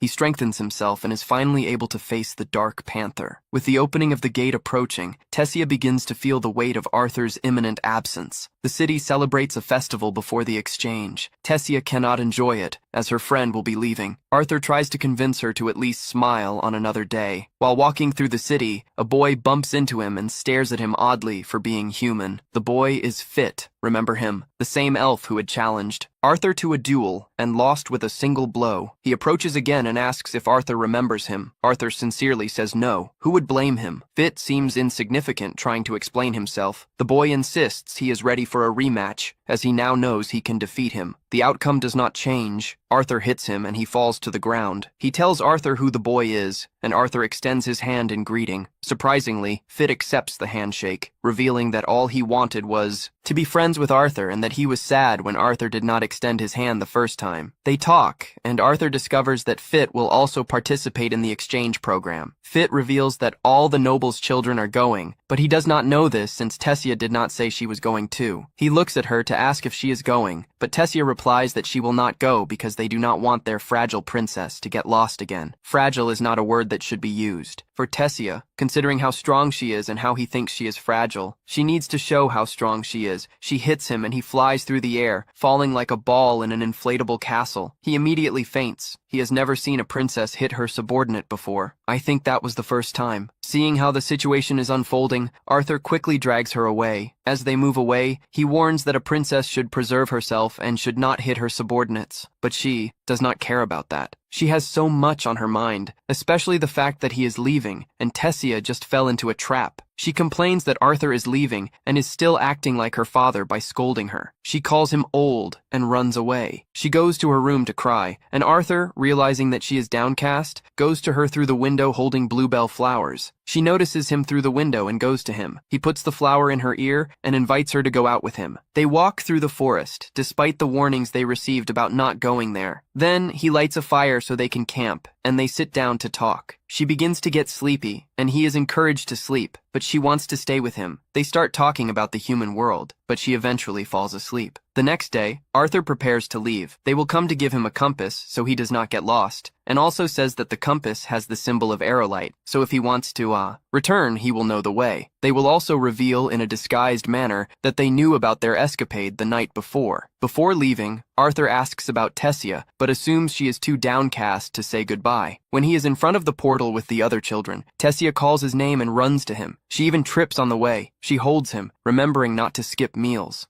When he returns home, he hugs her, saying he will miss her. In tears, she replies that she will miss him too, and the portal opens. Indeed, it is an emotional farewell. After a long journey, Arthur returns to the human realm. Upon landing in the realm of Zaius, he is happy to see his parents again. He walks to his house, prepares himself, and knocks on the door. A little girl runs to the door to open it. He looks at the sweet girl before him, knowing that she is his sister. His parents rush to the door, calling the girl Eleanor. When they reach the door, they are so shocked that they can't even react. He smiles at them, saying he has returned. Alice and Reynold can't believe their eyes upon seeing Arthur before them and hug him tightly to welcome him back. Their daughter tells Alice that she shouldn't cry, and Arthur turns to the girl, realizing that she is his sister, for whom he would be willing to sacrifice his own life. He kneels before his sister Helena and introduces himself, leaving her quite surprised to finally see her brother. Then, Arthur enters the house, where Alice begins to ask him questions about the time he spent away. He assures her that he is fine, and even the realm requests that she stop smothering the boy with questions. Meanwhile, she feels jealous of all the attention Arthur is receiving from their parents, but Alice tells her to befriend him because he is the brother they talked about in stories. Arthur responds that he wanted very much to meet her. And then the baby dragon Sylvia jumps into the girl's arms. When everyone calms down, Arthur recounts in detail what happened after separating from the family. However, he omits the existence of Sylvia because he doesn't know how his parents would react. He says he survived, even thanking a stroke of luck. He narrates how he rescued the T's and stayed in the Ephig realm during the following years, training and treating his illness. He hides everything about Sylvia and the beast core he possesses, only explaining that she is a mana beast he adopted after finding her mother too weakened to survive. His parents believe him and are just relieved that he is alive. Suddenly, Reynold asks what stage Arthur's youngest is at, and Alice rebukes him for bringing up this topic right after their son's return. Arthur, for his part, asks about his father's current job, and Reynold boasts about being a security instructor at a famous auction house. Reynold declares that his youngest reached dark orange 2 years ago, an intermediate stage on the power scale. Arthur is impressed, acknowledging his father's effort to get there, but reveals that he himself is at light red, 1 level below. Reynold is flustered at being about to be surpassed by his son and challenges him to a friendly duel, wanting to see how much he has evolved. Despite Alice's protests, some people invade the house. A man named Vincent asks if it is true that Reynold's son is alive, and Arthur wonders who that guy is. Reynold explains that Vincent is the owner of the auction house where he works. In fact, that house also belongs to him. Arthur greets Vincent and his wife and soon becomes friends with their daughter, Lelia, thanks to Sylvia's cuteness. Reynold then invites Vincent to watch the duel between him and Arthur in the garden, and everyone heads there. Vincent is surprised to learn that Arthur's youngest is at light red stage. Alice explains that her son learns quickly and would have no reason to lie. Still, Vincent finds it hard to believe, as even the best students from the most renowned academies reach this level only at 13, while Arthur is just 8. Meanwhile, Arthur and Reynold finish warming up and face off against each other. Arthur blocks his father's attacks and counters, but Reynold easily stops him, saying he still needs to improve. Nevertheless, Arthur surprises everyone by using techniques learned from Vian, managing to push Reynold back. Reynold admits to being impressed but warns that he will not give another chance. Now he will fight seriously. He concentrates mana in his fist, transforming it into fire, which surprises Arthur. In this world, every mana user is born with a specific element. For casters, identifying and using that element is easy, but for enhancers like Reynold, a lot of practice and perception is necessary to reach that level. Suddenly, Reynold covers his entire body with his blazing mana and charges at Arthur, who can only defend himself, being pushed back. Arthur thinks about how in his past life he used a power called Kai, which worked basically like mana, but allowed the user to choose the desired element. He believes that since he was born without a specific element in this life, he can use all of them, thanks to the training accumulated in his 2 existences. With this, he believes he has what it takes to defeat Reynold. He gathers mana in his fists, which begin to emit a golden glow, surprising everyone. Arthur runs at his father and blocks his flaming fists with the golden aura emanating from his hands. The shock of the collision between the two generates a shockwave that pushes them apart. Reynold then attacks more aggressively and lands a solid blow. Arthur runs again at his father, recalling how he used his mastery of Kai during training with Vian, which greatly improved his results. He quickly mastered the fire element, and, because of that, the old elf decided to take him a step further. Now recalling the training, Arthur releases the golden aura again and transforms it into electricity. The lightning released from Arthur's body ignites the grass, and Reynold can only stare at him in disbelief upon realizing that Arthur had mastered the superior form of fire magic. Arthur then tells him that it is too early to be surprised, as he still has more tricks. Suddenly, he uses water magic by manipulating the water from the fountain to attack Reynold. Everyone is shocked to see him use 2 types of magic simultaneously, and Reynold can barely dodge the attack from behind. Then, Arthur cancels his spells, and Reynold immediately embraces him. He says he is proud and asks when he learned that. Arthur replies that he had learned recently, but still did not master water well. While Alice and Helena take it as something normal, Vincent and his wife are left speechless, convinced that Arthur is a genius. Shortly after, everyone returns inside the house and sits at the table, where Vincent comments that Arthur's future is bright. Reynold agrees, saying he has known this since Arthur awakened his mana at 3 years old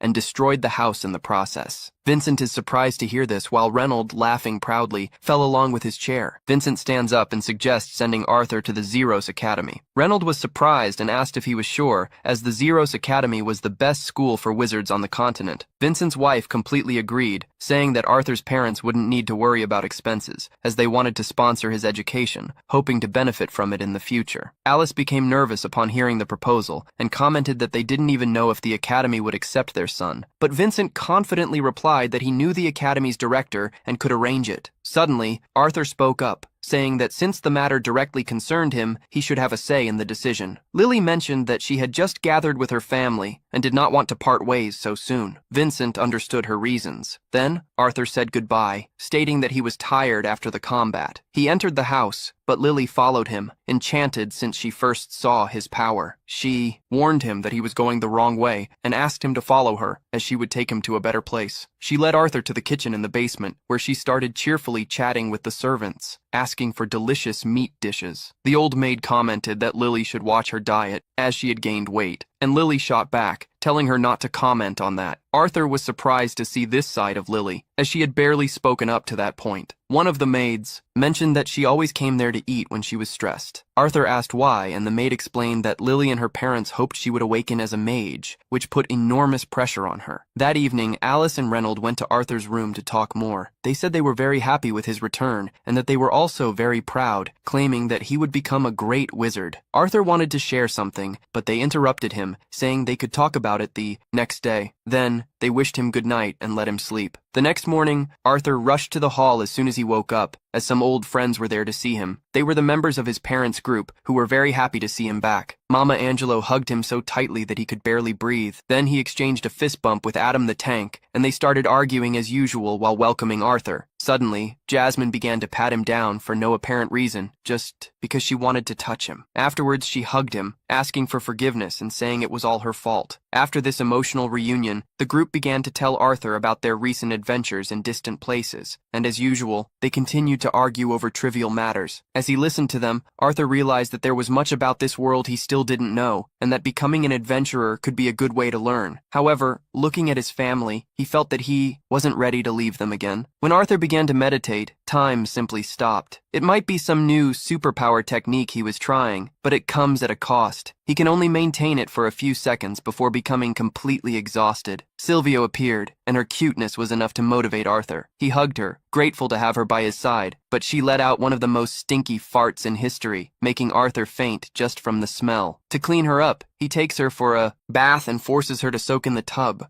Even against his will, seeing his resistance, Arthur tries to explain that they cannot afford to appear dirty in that house since the mansion belongs to the wealthy Halia family. Speaking of them, Arthur remembers hearing one of the maids mention that Vincent and Tabita Halia are worried about their daughter, Lily, who has not yet awakened her mana. They want Lily to become a maid, but she doesn't care much about it. It's starting to become an annoyance. Meanwhile, Silvio begins to sneeze from being wet for too long, so Arthur dries him off and finishes taking care of him. Suddenly, Alice appears with everyone and declares that now it is Arthur's turn to get ready. She takes him to the most extravagant barber in town, who calls him a hidden diamond in the trash, but assures that he will polish this diamond and reveal its hidden shine. After God knows what, Arthur comes out looking like a true gallant, impressing all the women. Habita praises him, saying that he is finally presentable enough to enter their auction house. Alice explains that the auction house is often visited by royalty, so they needed to give Arthur a makeover before taking him there. Instead of boosting his confidence, all of this makes Arthur feel worse, as if he looked terrible before. Moving on, Tabita decides to show Arthur the city of Ziru. Her little sister Eleanor asks him to be her escort, which makes Lily jealous. She comments that he used to love walking with her before Arthur appeared and compliments his new look, letting slip that it was she who chose the outfit. Arthur goes out with everyone to the market, where Alice buys several new clothes for him. After shopping, the group plays in the central square near the statue of the king when a group of students from the Shiru Academy of Magic throws something at Arthur, acting like true bullies. Arthur ignores them to avoid trouble, and they eventually leave. Lily then explains that the students are treated like royalty because of their status as wizards, but Arthur really doesn't care about that. As he continues walking with the group, he feels a mysterious aura coming from a shop. Inside, there are several beast cores. According to Tabita, a beast core is a magical core taken from a magical beast and serves to considerably increase a person's strength. Arthur was already familiar with this concept since Silvio technically came from such a core, but he didn't know that people traded this kind of thing, as it is not common in the Effico kingdom. Tabita continues her explanation, saying that there are very rare cases where a beast core contains a beast's will, which increases its value so much that even the cheapest ones, costing from 100 gold coins, could support Arthur's family for hundreds of years. She reveals that she and her husband plan to put some of these cores in the next auction. Seeing Arthur's interest, she promises to let him touch one of them, which seems to be a great honor. Arthur pretends to be excited, but deep down he is satisfied with the beast's will he already possesses. Suddenly, Lily becomes sad, and her mother realizes the reason. Lily wants a beast core for herself, which is understandable since her family works with this, and she hopes it will help awaken her mana. However, Tabita says that this is not how it works, and, besides, they cannot spend that much money on a useless child like her. Lily insists, saying that they can look for cheaper cores. Elsewhere, Tabita has already decided to end the conversation. Later, the group goes to a restaurant for lunch, but Arthur cannot enjoy the meal as he notices how sad Lily is. He observes and understands the situation she is in. Her father, Vincent, has high expectations for her, and because of this, she is trying to force the awakening of her mana. Arthur wants to help her, as his family has helped his, but when he turns to talk to her, he realizes that Lily has disappeared. He goes to look for her and finds her in a weapon shop, where she has gone alone to try to buy a cheap crossbow core using her savings. Arthur stops her, explaining that even if she gets the core, her mana will not awaken, as the world does not work like a system. She insists and vents to Arthur, saying how unfair it is to be a talentless child, unlike him, who is super special. As the verbal argument between them escalates, Lily accidentally bumps into a student from the Shiru Academy. She immediately apologizes, as it was unintentional, but the student, along with two friends, is not willing to forgive her easily. The three spoiled teenagers want to punish Lily for her insolence, and even the store owner does not have the courage to intervene. Then, Arthur springs into action, activating his magic, but at that exact moment Tabita appears, ending the commotion and revealing that she is the head of the Halia family. Upon learning of her position, the students decide not to pursue the incident, as the Halia family makes large donations to the academy and has significant influence. However, they provoke Lily one last time before leaving. The women return home with Arthur and inform Vincent about what happened. He feels relieved that the fight ended before Arthur could destroy the bullies. In any case, Vincent asks both Lily and Arthur to be more careful with their actions, especially Arthur, who will soon join the Shiru Academy. This is the first time Lily hears that Vincent is sponsoring Arthur's entry into the academy. She assumes that Vincent is giving the spot to him instead of her, as he does not see her as a good investment. Very emotional, Lily runs over and and tells Vincent and Arthur that she hates them. After this embarrassing situation, Arthur tries not to be shaken. He knows that the girl did not really mean all that. Later, he goes to her room to call her for dinner. He knocks on the door several times, but receives no response. Silvio draws his attention to an employee behind him, who informs him that Lily is not in her room and leads him to where she is. Meanwhile, Lily is lost in thought. She reflects on everything that has happened over the years and how her parents must be disappointed in her. She remembers when she was a child and how her father expressed the wish for her to become a mage. Since she was little, all she wanted was to make her parents proud. However, life and fate did not go as she imagined. She wonders when she will finally awaken her magic. She recalls how her mother said not to rush the process, and how her father, even with her slow progress,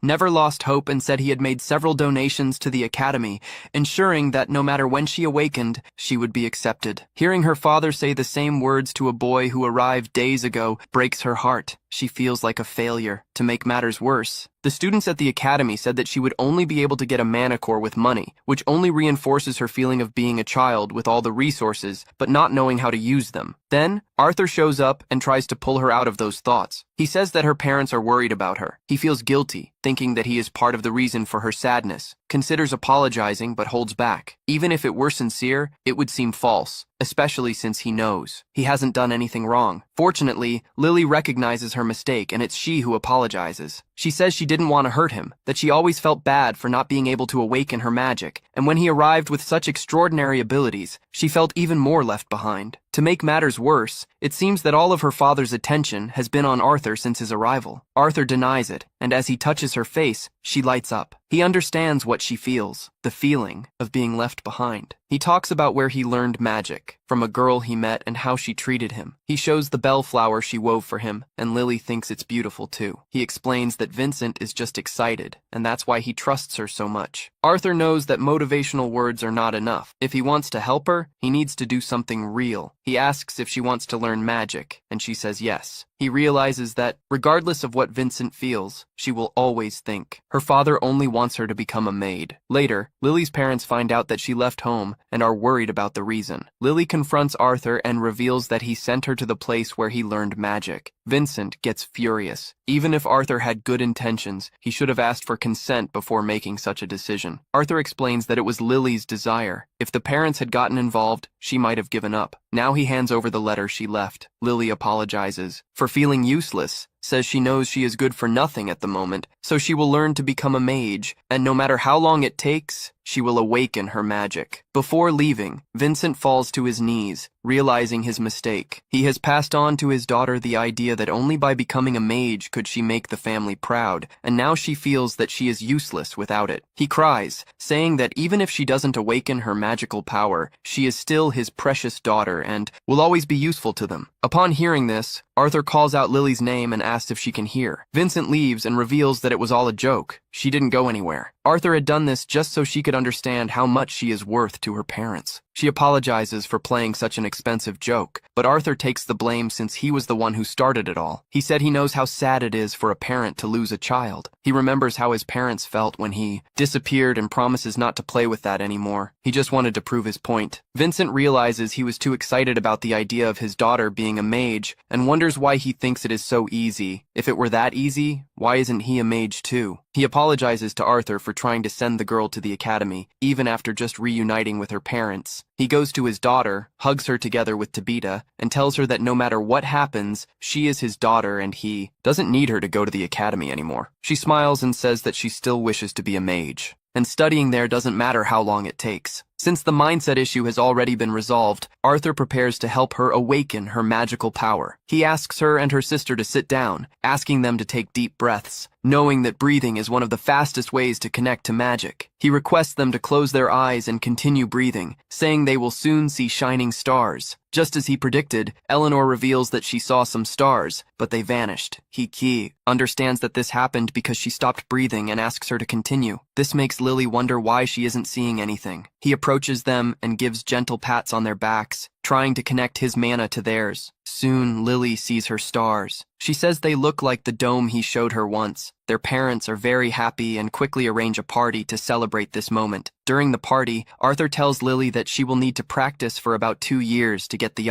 hang of it, but if she keeps breathing deeply, she will be fine. She is so excited that she asks which element she will be able to use. Our little girl is getting ahead of herself. The two of them laugh enthusiastically. A man enters the town with several attendants. It is believed to be the king. He heard about the auction house, and his only purpose upon hearing is to see what this place is. What does this mean for our Arthur? Arthur finally meets the Helia family auction house. His little sister comments that it looks like a castle, and his mother worries if they will be able to adhere to the nobility's etiquette. Inside the auction, Arthur sees various aristocrats and important adventurers waiting to buy the auction items. Lily and her sister are fascinated by seeing beast cores, while Arthur is interested in a statue. Meanwhile, his father gives instructions to his subordinates to ensure that nothing goes wrong on such an important day. Arthur is shocked by his father's maturity. Vincent then announces that the auction will begin and introduces King Blind Glider and his family. Everyone present at the auction applauds the royal family, which makes Arthur think they are quite popular. The auction starts, and Arthur's father and his adventurer friends are on guard to ensure nothing goes wrong. The first auction item is a sword forged by a renowned craftsman that, when imbued with mana, starts emitting paralysis-inducing lightning. The starting bid is 50 gold coins, and Arthur is impressed to discover that weapons can receive elemental enchantments, deciding to try to do something similar later. The next item catches Arthur's attention, some cement masks. His mother asks if he is interested, but Arthur remembers that they are poor and couldn't buy it anyway, and his mother agrees. Shortly after, Arthur realizes that Silvio is not with him. His mother comments that she was with his sister, so Arthur goes out to look for her. We see Silvio walking along the auction's red carpet when suddenly a mysterious man knocks a staff in front of him. Back at the auction, Vincent presents a lion from the world as the next item, stating that when they grow, they become powerful mana beasts, possibly reaching the ranking. At this moment, the king's son declares that he wants that beast, and the king simply agrees. Vincent announces that the minimum bid for the beast is 100 gold coins, and the audience begins to make its offers rapidly, reaching 500 coins. At that moment, the king offers 1,000 gold coins, and everyone is impressed.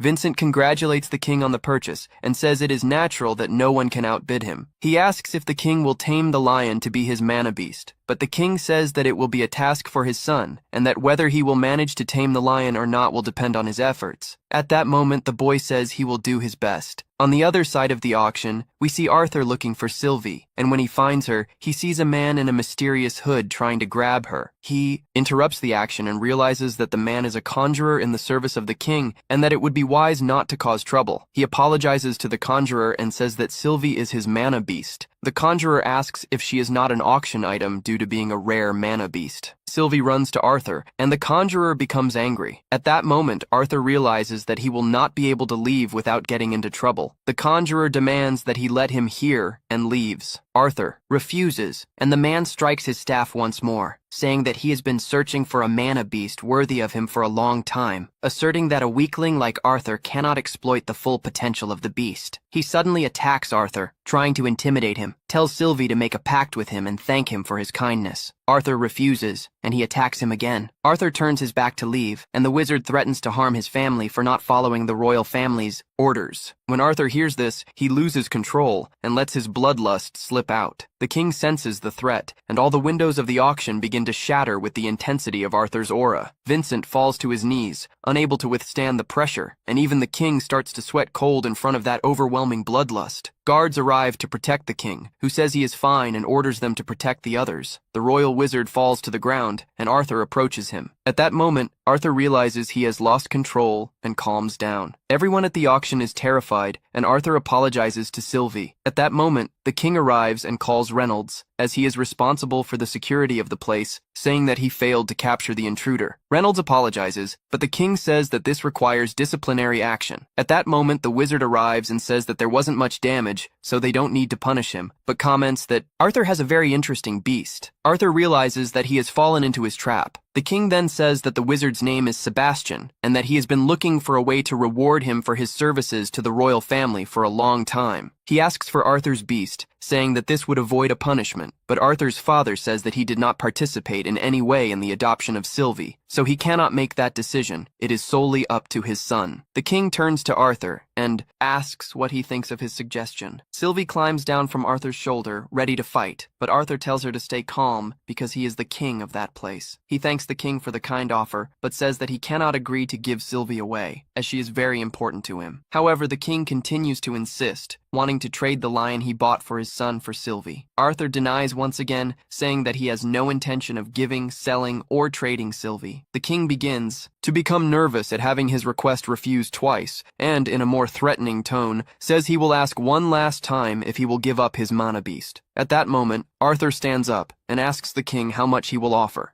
"Would you sell your children?" The king is startled, and Arthur says he asked 3 times, and each time Arthur refused, and that either he was foolish or his pride prevented him from accepting no as an answer. The wizard finds him insolent and tells the guards to attack. The guards move toward Arthur, but he massacres them with just one blow. The wizard is in shock, but says that his beast is worth it and begins to conjure a spell. He unleashes fire against Arthur, but at that moment time stops. Everyone is frozen, as if they were stone. The only 2 who can move are the wizard and Arthur himself, who awakens his beast mana, leaving the wizard terrified. Arthur tells him to shut up and breaks his leg. He starts screaming and asks why everyone is standing still while he screams in pain. At that moment, Arthur approaches him and says that no one can hear him with enough attention while he is still conscious. The wizard then says that he is not going to get away with hurting someone from the royal family, and, at that moment, Arthur loses his patience and displays his dragon aura to the wizard, who pleads for mercy. Soon after, everyone can move again. Arthur faints from expending too much mana. When Arthur wakes up, he realizes he overdid it using Silvio's mana and sits on the bed, commenting that he needs to train more. At that moment, his mother arrives with Silvio and is happy that he woke up. He then asks her what happened after he fainted, and his mother tells him that everyone was in a panic. She tried to use healing magic, but he wouldn't wake up. They took him to the doctor, and the doctor said that, with rest, he would soon wake up. Later, they went to the market to clear their minds, and Arthur saw a hair clip and said he would love it. His mother then bought it for him to give to her, and asked if he wanted to buy something for himself. He was shocked because he thought they wouldn't have money, especially now that his father had probably been fired. But his mother said she has her own job. Apparently, she makes popular creations, even among the nobles, which are sold in all markets. Sabita introduced her to several connections from the auction house. Arthur helps his mother with the shopping, and they return home. At home, a strange man is trying to convince Reynaldo to accept the money, and he says it's not a matter of money, as his son was almost killed. At that moment, Arthur and his mother enter the house and see the adventurers listening behind the door. They ask what happened, and the adventurers tell them not to make a noise. When Arthur enters the room, his father asks how he feels, and he says he is very well. The strange man talks to him, saying that, on behalf of the king, he came to offer apologies in good faith for the little incident that occurred. Arthur imagines it was because of the attack from the guards and the wizard's magic, then realizes they don't want the matter to be publicized. Arthur understands and accepts gratefully. The young man says he is very polite and that the 2 guards who attacked him were fired. Reynolds, still outraged over the attempt to kill a child, complains, but the other young man says this occurred because of Arthur's behavior and his failure in security. Then he falls silent. Arthur says it's all right, as he went too far, and the most important thing is that he is not hurt. He asks about the wizard who had his leg broken, and the man replies that he was dismissed from his position and sent for treatment. As soon as he woke up, he said that Arthur broke his leg, and the king thought he was crazy. He determined that the mana of the 2 soldiers who attacked Arthur was reflected and broke his leg. The king lamented the incident, and, for that reason, offered this demonstration of goodwill. He said that Arthur is incredibly talented, but that Reynolds must teach him good manners, as not everyone is as patient as the king. With that, he hands Arthur the bag of money, and Arthur is confused, but his father says that it was he who almost died, and for that reason, should keep the money and use it as he sees fit. Praising the attack he made on the guards, when he is alone in the room, he remembers that he is still just a child and has no power to challenge a nation. The next day, he goes to what appears to be a school, and several students are carrying their mana crossbows on their shoulders. He is with Sylvie. At that moment, an owl stops in front of him and then flies away. Arthur runs after it, but bumps into an old woman with white hair who says she has been waiting for him. Arthur goes to the Magic Academy, but not to enroll. Instead, he runs into the forest around the campus, where the headmistress headmistress is waiting for him after Vincent arranged a meeting between them. Arthur really wants to take advantage of this chance, since the headmistress has total control over the academy, and her influence in the politics of the country rivals that of the royal family itself. The headmistress is also pleased to see Arthur, as she has heard many good things about him from Vincent and wants to verify personally if he is really as strong as they say. Arthur declares that he is ready, and the lady uses her magic to create a barrier that prevents them from being detected. She is already impressed when Arthur remains unshaken, even with the absurd amount of mana used, but in fact Arthur is just hiding his surprise. He decides to show only a small fraction of his power, enough to grab her attention. First, he uses wind magic to lift some stones from the ground and throw them at the headmistress. However, she simply stops them with earth magic and shatters them easily. Arthur is shocked, but decides to try with other elements since his wind magic is the weakest at the moment. He attacks with earth magic from all sides at once, but the lady dodges everything using wind magic. Then, Arthur decides to show his hand-to-hand combat skills and rushes at her after, strengthening his body with magic. However, the old woman easily pushes him away with a gust of wind. When Arthur falls to the ground, he realizes he has been defeated, but fortunately, that was enough to impress the headmistress. She says that Arthur seems to overestimate his abilities, but acknowledges that he is strong and skillful. She proposes a final test before accepting him as a student. Arthur needs to remain conscious after her next attack. Headmistress Minto casts a powerful spell that makes Arthur feel like his head is being split in half. Even so, he manages to hold on until the end of the magic, and the headmistress declares that he passed the test. She says she would like to accept him as her personal student to teach him everything she knows. However, as Arthur continues to stare at her in silence, she asks what he really wants to say, since he wouldn't have needed to go there and displayed his abilities for nothing. Arthur replies that she has the authority and power he needs to protect his family.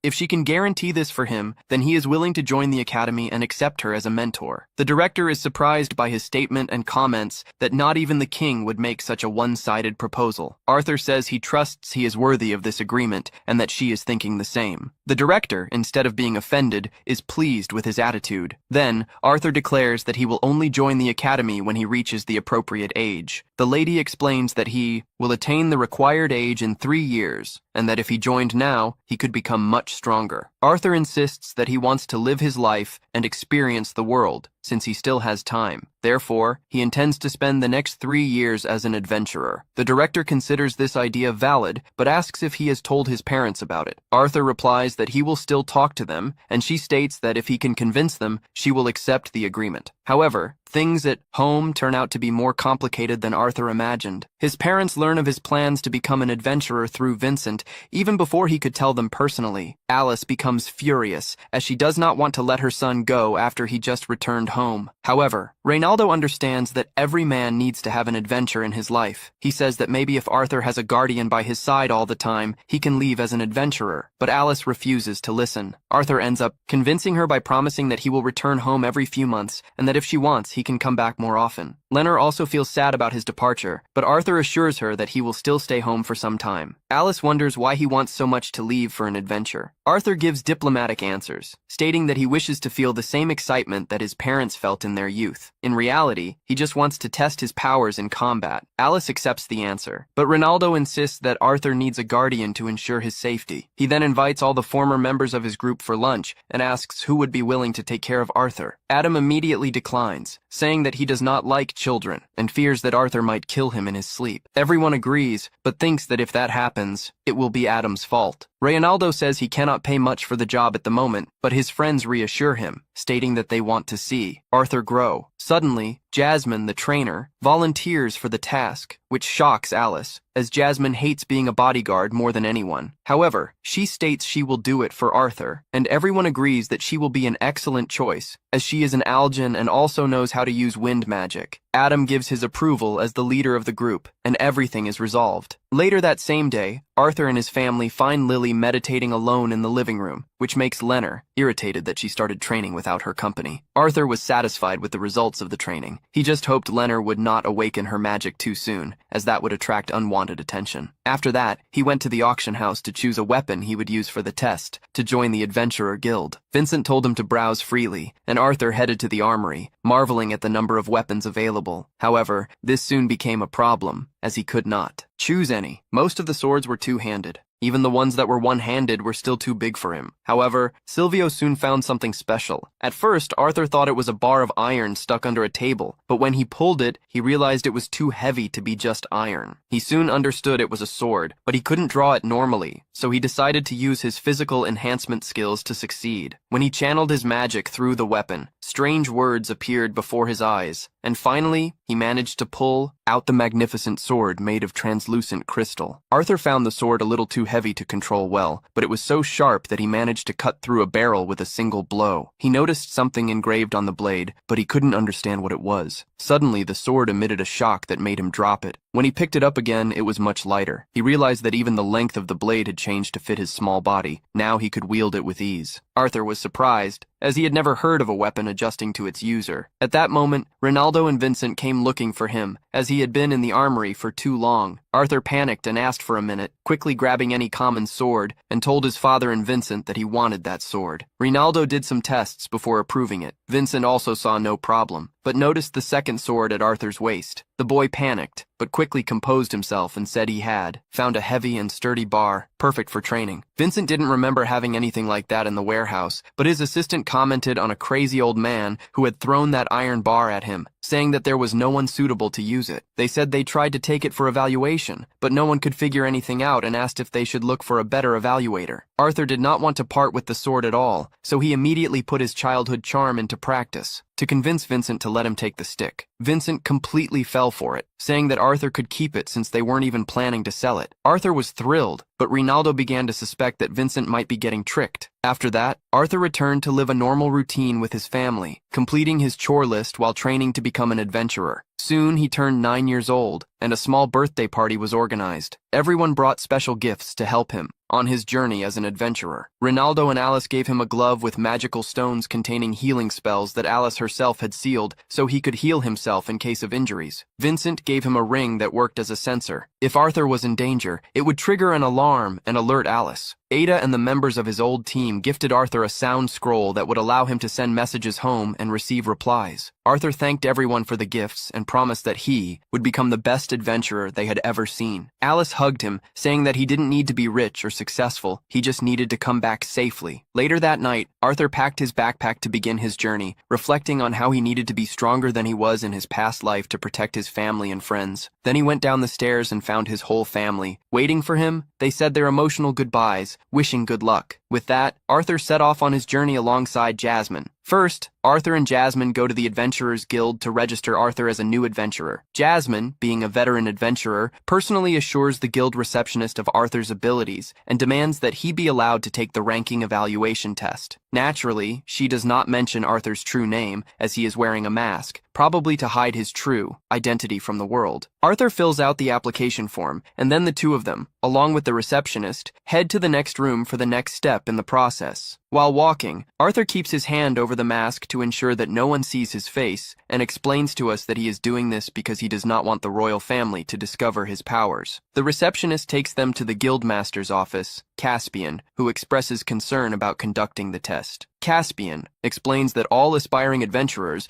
must first take a written test and have their mana core assessed before they can participate in the ranking evaluation. However, since Jasmine, a rank A adventurer from the guild, is making the request, Caspian agrees to make an exception, but whispers something in her ear about Jasmine's father, insinuating that he hopes she will return the favor later. Jasmine does not respond, so Caspian continues with the process and asks Arthur what name he wants to use, since he did not fill in that field on the form. Arthur thinks for a moment and decides he wants to be called Note, seriously, perhaps inspired by Tent Note. Caspian then shakes Arthur's hand and, at that moment, sends a wave of mana through his arm to assess him, confirming that Arthur is indeed strong. Realizing that Jasmine has her reasons for keeping Arthur's identity a secret, Caspian allows them to proceed to the arena. Along the way, Arthur asks Jasmine if she is friends with the guildmaster, but she responds negatively, saying they are just acquaintances because her father has strong connections with the guild. Then, Silvio, Arthur's companion, pops out of his backpack, wanting to get some air. Jasmine is surprised to see her, as Silvio no longer looks like just a little kitten. Arthur explains that Silvio has the ability to shapeshift and has now chosen a new form that she likes better, putting aside Silvio's cuteness. they enter the arena, where several newcomers are lining up to take the ranking evaluation test against an instructor. A young conjurer named Diane fights against the evaluator. Although her attack is strong, she has weak defense and ends up receiving rank C, which, according to Jasmine, is already a great result under normal circumstances. Soon after, it's Elijah's turn, but before he can fight, the announcer argues with the evaluators and immediately grants him rank B. The audience is confused, not understanding how someone can receive a ranking without even taking the test. Even so, no explanation is given. For now, the next to be called is Lucas Vix, who, upon seeing the special treatment given to Elijah, demands to be equally exempted from the test and to receive a ranking directly. The procurer presents the arrogant boy as an 11-year-old conjurer specializing in fire magic with a light orange mana core, something very tall for his age. Besides that, he has elf ears, which reminds Arthur of his moments in the elven lands. It turns out that Lucas, impatient with the formalities, summons his fiery guardian to attack the prosecutor. She defends herself using earth magic, raising a large block of stone between them. Lucas then plants his staff in the ground and unleashes a rain of fire over the arena. He smiles, convinced of his own power, but does not realize that he has lost control of the spell, and is about to set the whole arena on fire. Before chaos ensues, the prosecutor intervenes and resolves the situation, but even with the boy's recklessness, she acknowledges his talent for being able to summon such a powerful spell. However, as she prepares to announce his grade, Lucas tries to attack her by surprise in a desperate attempt to win the battle and improve his result. Realizing the danger, Arthur quickly throws his sword and deflects the attack, protecting the prosecutor. With a mere that resolved, the prosecutor gives the verdict. Lucas receives rank D. Knowing that the boy would likely cause more trouble, she uses her earth magic to summon a giant arm that removes him from the arena. Finally, it is Arthur's turn, or rather, note. Jasmine and Sylvie wish him good luck, cheering for him. Arthur descends into the arena, deciding not to hold back and release all of his hidden aura. The guildmaster, Caspian, senses the sudden increase in Arthur's aura and decides to intervene, announcing that he himself will conduct the boy's rank test. Caspian is a dual-ranked magician, undoubtedly the most powerful individual in the country. Even so, Arthur does not feel intimidated and charges into the fight. As their swords clash, the narrative jumps forward in time, and we see Arthur officially receiving his adventurer's letter with rank B. Meanwhile, in Caspian's office, the two examiners demand explanations for why so many children are receiving rank D. Caspian calmly reminds the two about the cultural exchange between the three races that took place 6 months ago, which now allows children of elves and dwarves to register as adventurers. In Lucas's case, he is half elf and should have received rank B, but due to his arrogance, he ended up with rank D. Elijah, on the other hand, is human, but was raised in the dwarf kingdom and had a powerful guarantor who endorsed his ability, which is why he received his rank without needing to go through tests. As for Arthur,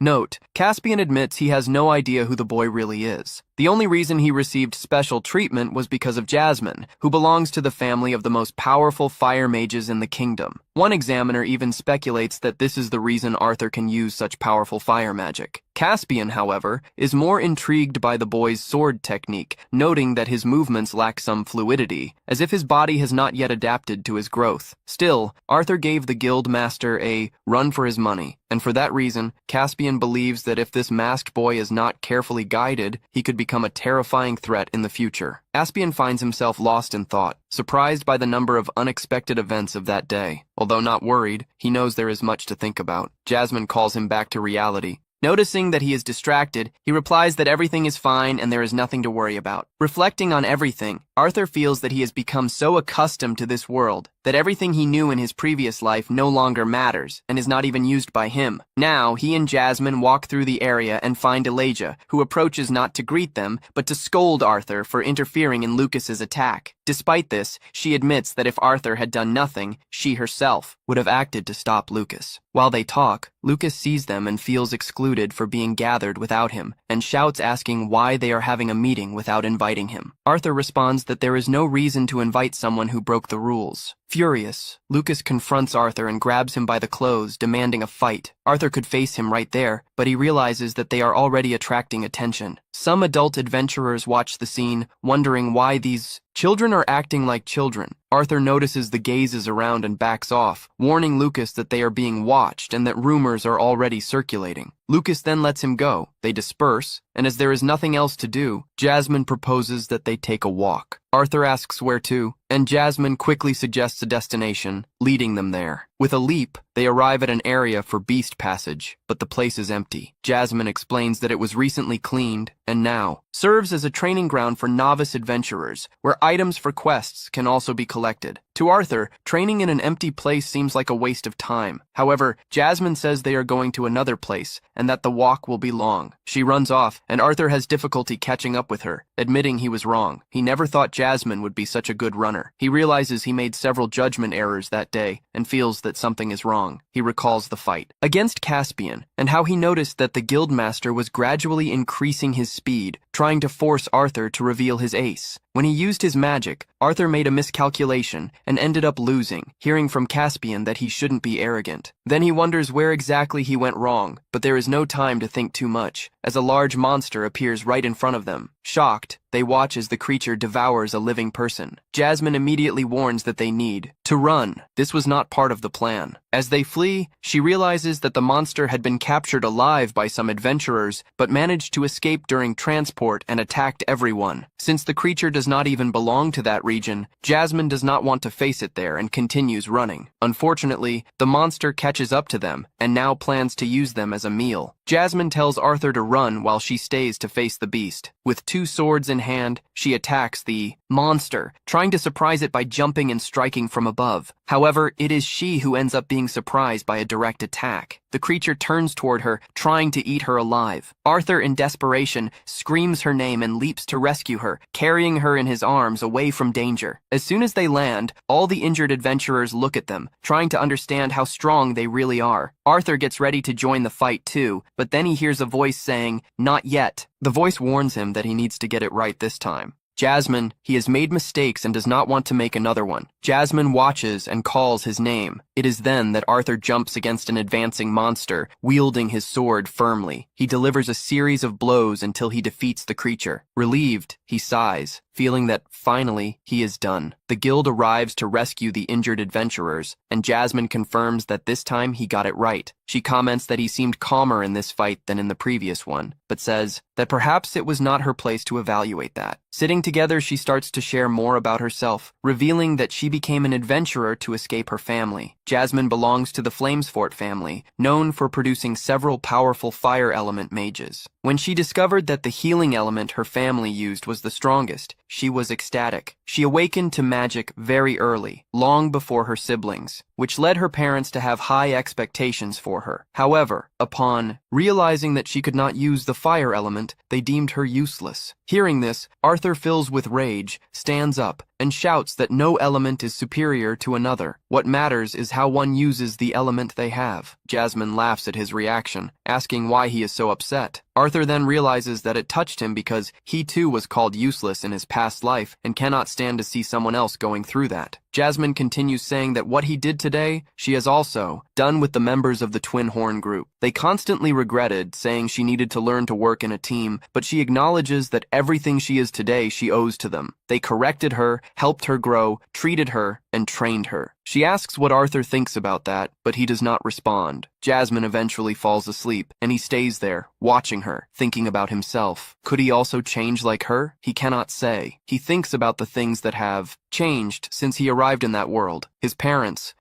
friends he met, Teichi, Elenera, and so many others. Perhaps, just perhaps, he could also change. Meanwhile, elsewhere, Teichi watches Arthur through a magical glass. Without permission, she looks away when she sees him with a woman and tries to touch him through the glass, but cannot. Infuriated, she complains that he is always with women. He turns to see her and asks why she did that. Realizing her jealousy, he suggests that if she is envious of Arthur exploring new experiences, she should also do the same. Thus, he hands her a book which she eagerly takes to distract herself and occupy her time. 2 years pass. Arthur continues his travels and adventures alongside Jasmine. His fame has now spread throughout the city. Some men comment on his strength and confirm that he is Jasmine's travel partner, the masked swordsman. Arthur is sitting on the rooftop when Jasmine appears and calls him to come down. He obeys, and together, they set off for another mission. They make a formidable duo. When they arrive at the mission site, Jasmine instructs them to inform the guild that they lost contact with a village near the Buzius pasture and that they will investigate the reason. Then, she asks Note what the mission's priority is, and he responds that it is to survive. Next, she inquires what to do if they encounter hostile beasts. He says that is not part of the job, so they can simply ignore it. Satisfied with the answers, Jasmine affirms that he is approved. Shortly after, Note communicates telepathically with Sylvie and asks what she will do. She replies that she will be training nearby, and if they need her, they just have to call. As soon as Sylvie moves away, Jasmine and Note head towards the mission area, and on the way, she asks if he noticed anything strange. Note observes that there are many footprints leading towards the village, but almost none returning. Realizing the danger, they use wind magic to reach the location faster. Upon arrival, they find a frightening scene with no sign of the residents. They begin to suspect an attack by beasts. Suddenly, they spot ice crystals scattered around, and as they approach, they realize that there are frozen people inside them. Shortly after, they find a child still alive and ask what happened, but she says she doesn't know, as she was in the forest gathering Rusco. Note suspects it is the work of a beast, and Jasmine confirms, but she also notices something strange about the girl. As they look closer, they notice something stuck to her leg, and suddenly, the girl is violently pulled towards the creature. Note tries to move forward to save her, but Jasmine stops him, telling him not to act impulsively. The beast then freezes the girl in front of them. With no alternative, Jasmine orders an immediate retreat. Meanwhile, in a mysterious room, two hooded figures discuss a possible alliance between humans and dwarves, which is undesirable for them. The older woman uses magic, revealing the image of Note, Jasmine, and other adventurers, and the man comments that he thought the mission would be boring, but now it is becoming interesting. Back in the field, Note asks what that creature was, and Jasmine explains that it is an arachne, one of the 5 beasts she hates facing the most. He asks if she has fought one before, and she replies that yes, 5 times, but she only won once,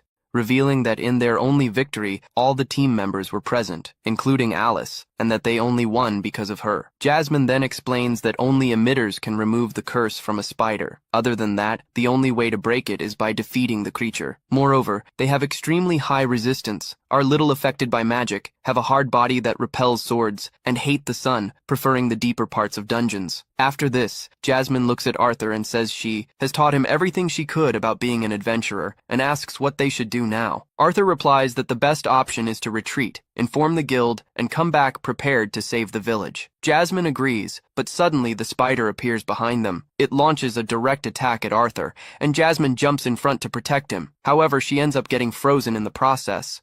The creature slowly advances toward Arthur, who at that moment begins to remember everything he has lost: his parents, his fellow adventurers, and even Sylvie. The spider then attacks Arthur, who manages to defend himself with his sword, and then it shoots several webs in his direction, but he repels them all with precision, while remembering that in his past life, he was a king known as the most powerful, someone who won battles with a single sword stroke. Then he advances and drives his blade into the creature's neck, but cannot pierce it, dodging quickly from a counterattack and delivering several successive blows. However, the spider continues to resist, trying to attack him again, but Arthur dodges and realizes that just physical attacks won't be enough. He then envelops his sword in flames and attacks once more, finally managing to injure it. For a moment, he believes he has won, but the creature reacts immediately, forcing him to retreat. Realizing then that fighting only with magic won't be easy either, he decides to change tactics and uses earth magic to try to lift it from the ground and hit its head. However, the wound regenerates quickly. Still, the damage was enough to irritate it, causing it to charge at him fiercely. At that moment, Arthur drives his sword into the spider's head and questions if it has ever been attacked with magic from the inside out.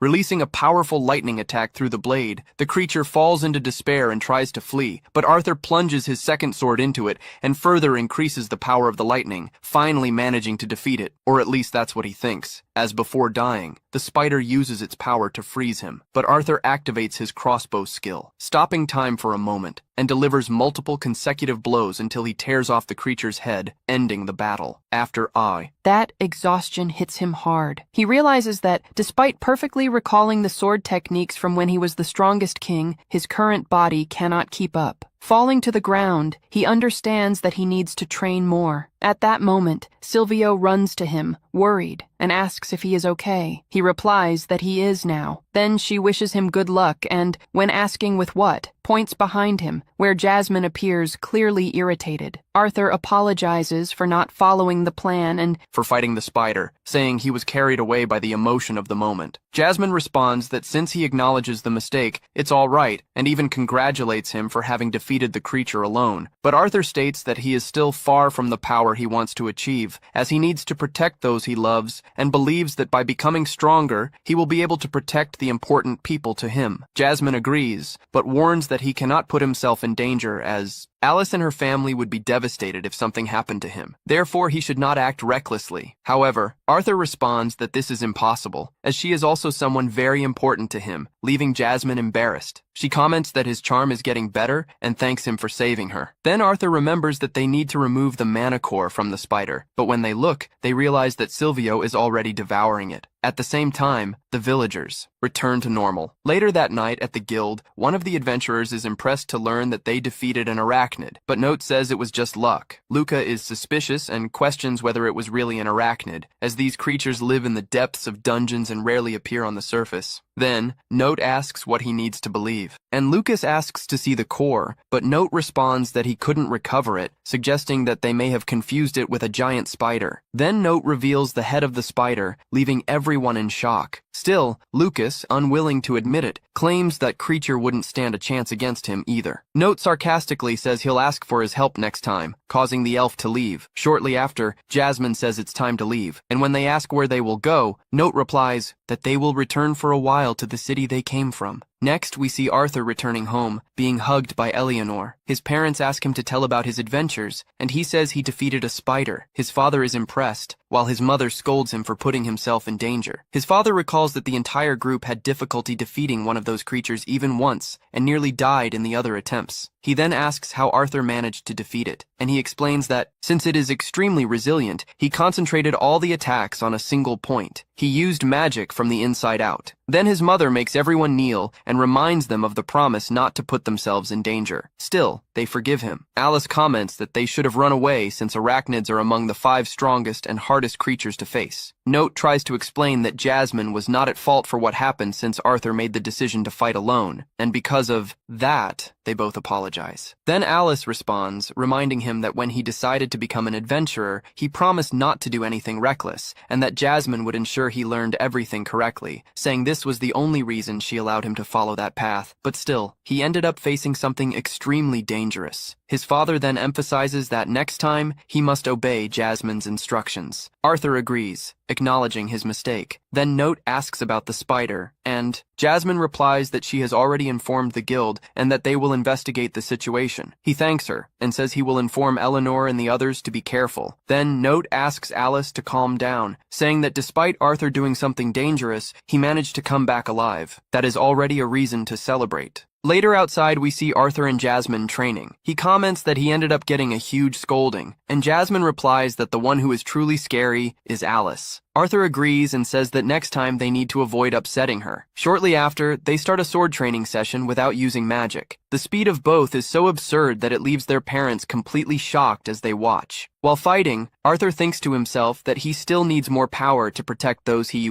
loves. When the training ends, he gets distracted. Sylvie notices and asks what is happening. Arthur replies that he just remembered someone, and in his thoughts, reflects that this person was like the wind, wondering what she was doing at that moment. And then, the scene shifts, showing Tercia running desperately from a huge rock that is rolling towards her. She manages to leap at the last moment before being crushed and complains that no one warned her that it would be this insane. An elven voice echoes saying that humans are terrifying creatures who take lives, massacre the elven people, steal their goods, and destroy their dignity, something that has been taught to them since childhood. However, everything changes when she meets a different human. We have Tessia in a bar, while some humans stare at her. A member of her group asks what the mission is, and she responds that they must eliminate a boar. When asked about the location, she says it will be in human territory. Another member complains, asking if her grandfather thinks they are some kind of jack-of-all-trades. The others agree, saying that in the end, that is exactly what they seem to be. As they are leaving, a human tries to provoke them by putting his foot in front, but Tatia knocks him down with a kick. Another tries to throw a drink, but is also easily defeated. Soon, all the humans in the bar advance towards them. However, an elf creates a water barrier, allowing the group to leave without problems. Tatia comments that no matter where they go, they always find people like that. The girl with purple hair says she wishes it would stop, while the blonde elf advises to ignore them. Shortly after, a carriage arrives, and they board it. Inside, there are 3 elves and 3 humans, and Tetsia begins to read a letter from her grandfather, explaining that humans, elves, and dwarves have spent a long time at war. As she reads, bandits appear trying to rob the carriage, but are quickly defeated by both the elves and the human adventurers. The letter continues to say that, thanks to the alliance between the 3 kingdoms, the war has come to an end, but this is nothing more than a political agreement. During the night, the carriage is attacked again, and once more they manage to defend themselves. The letter warns that as long as the hearts of the people remain in conflict, the alliance will never be true. In an unexpected moment, even the human adventurers and the coachman try to attack the elves but are defeated by Tasia. Back in the mysterious room, the woman who was observing the adventurers now turns her attention to Tasia's group. She releases wolves and decides that they will proceed on foot. Tasia suggests they hide their ears, but another member says it would be useless, as sooner or later they would be discovered. Upon arriving at the mission location, the village chief claims he does not need the help of the elves and sends the group away.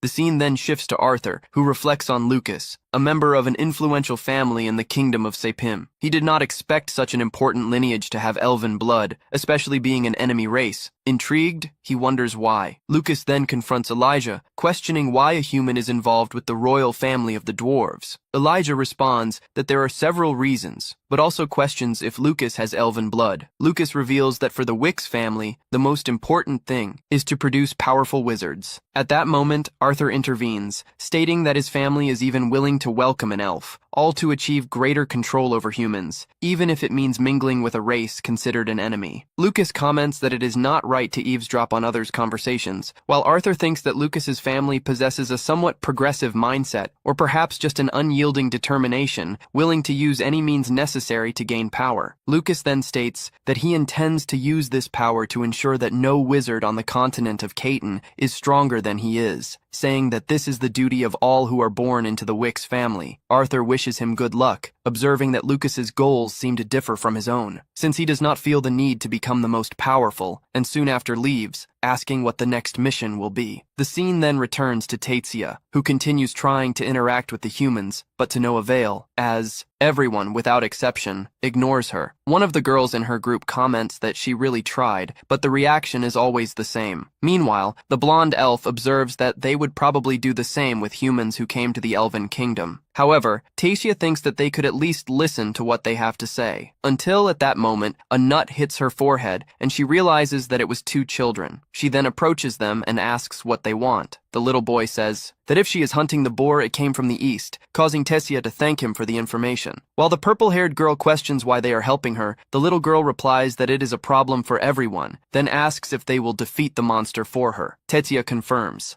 saying that he will defeat the boar for the children, but the boy is puzzled by the fact that he managed to hit us and questions whether the elves are weak. However, Haterfia denies this, claiming she was just distracted. Back in the strange room, the old woman asks if Haterfia is the next little toy, and the old man confirms, saying he has no interest in her as an individual, only in the fact that she is the princess of the kingdom of Eleanor, questioning whether this would be enough to cause a rift in the alliance and revealing that he prepared a gift for her. Returning, a huge boar, Tasia, charges in their direction, lifting stones as it goes, leaving the group shocked by its size. And as it advances, they dodge, and Tasia begins to use wind magic, while the blonde boy uses water magic and the girl with purple hair uses earth magic, believing for a moment that they have defeated it, but soon realize that the boar remains unscathed. Then, Tess warns her, Faye, not to get distracted, and even with new attacks, the monster blocks everything, making the group realize that it is immune to magic, which leads them to flee in desperation. In the strange room, the old man comments that elves are skilled in the use of mana, but have fragile bodies. He questions what would happen if the elven princess died in human territory. while Tessia continues trying to attack, but her blows are rendered useless, reinforcing that magic does not work. And as they retreat to a wall, the boar attacks with full force. They manage to dodge, but debris hits Viu, who falls to the ground, prompting Tessia to shout for her to run, while Faye uses water magic to rescue her, suggesting a retreat, which Viu agrees with. But Tessia insists on trying again, and after asking if she has a plan, Faye agrees to help her, but asks that she fall back if it goes wrong. Then he uses his water magic to lure the boar, complaining about having to serve as bait, running towards Viu, who creates a hole in the ground with earth magic, causing the boar to fall in. Next, Tessia uses her wind magic to launch chunks of the ground at the monster, believing they have finally won, but soon they hear a roar. The boar jumps out of the hole, even angrier, forcing Tessia to save Faye and Viu.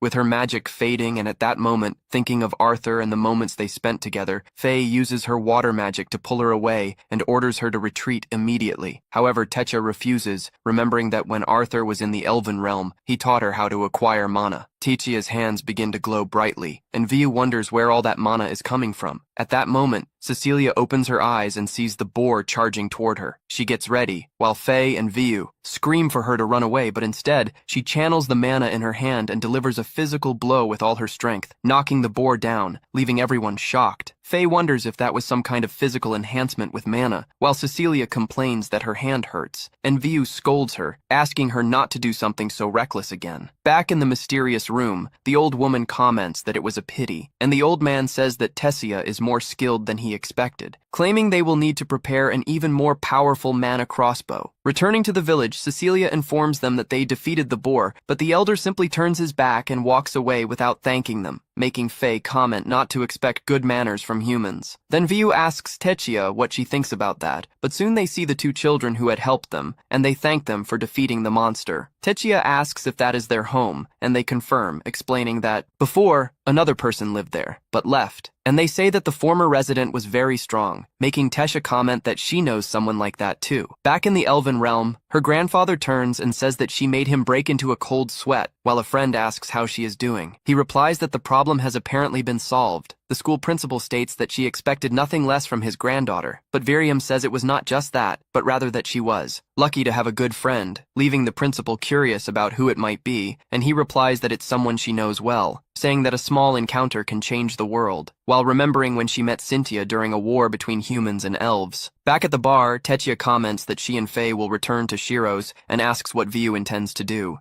She replies that she will return to Eleanor, but will also take the opportunity to see Arthur, which leaves Tessia surprised, asking how she knows him. Viu explains that it's nothing special. They studied together in shooting, while Faye adds that they meet from time to time. Viu praises Alice, saying she is very pretty. Faye comments that last time they got candies and they need to bring something in return, also mentioning that his sister is very cute and that Reynolds is an amplifier. This makes Tessia pout, complaining that she also wanted to see Arthur, but didn't even know he was in Shiro's, thinking it unfair that only they can see him. Soon after, we see Tessia in front of Arthur's house, excited to finally be able to see him, thinking about what she should say, and rehearsing different ways to introduce herself, until his mother appears asking if she can help, which startles her, and makes her apologize and run away, confused about who that woman was and wondering where Arthur is. Meanwhile, elsewhere, Arthur ends up shipwrecked on a mysterious island. When he gets up, he grabs his mask and remembers that, while sailing with Jasmine, a strong storm capsized the sea boat, causing the two to separate. He runs desperately looking for her, but ends up finding Lucas and Elijah, being visibly disappointed as he expected to find her. Jasmine, which ends up offending both of them greatly. Arthur remembers that he had accepted a mission from the Hellster, but ended up being separated from Jasmine because of the storm. What he doesn't understand is, why the hell are Lucas and Elijah there? Then, Elijah explains that he was carrying out a guild mission involving several fishing boats that were disappearing, and that he ended up getting caught by the storm while investigating Lucas. In turn, mocks the two, saying that he finds it difficult to believe that they are also high-ranking adventurers like him. As they ended up trapped in a storm, they are really pathetic. Still, both Arthur and Elijah think that Lucas went through the same situation Arthur, then shows the boat he was on with Jasmine and demonstrates that he is worried about her. Even so, Now the most important thing is to find some boat, because if he survived, then Jasmine must also be alive. Meanwhile, elsewhere, Sylvie is, as always, being greedy, devouring mana stones from monsters. However, her lunch is interrupted by Arthur, who communicates telepathically with her and asks for help in finding Jasmine, suggesting a location for where to start the search. On the other hand, Jasmine is desperate, looking for Arthur. She feels extremely worried and, at the same time, guilty. She remembers a conversation with Reynolds in which he commented that just as they encountered Rennet, many other A-rank mana beasts began to appear in low-level missions, and that this type of occurrence was becoming more and more frequent.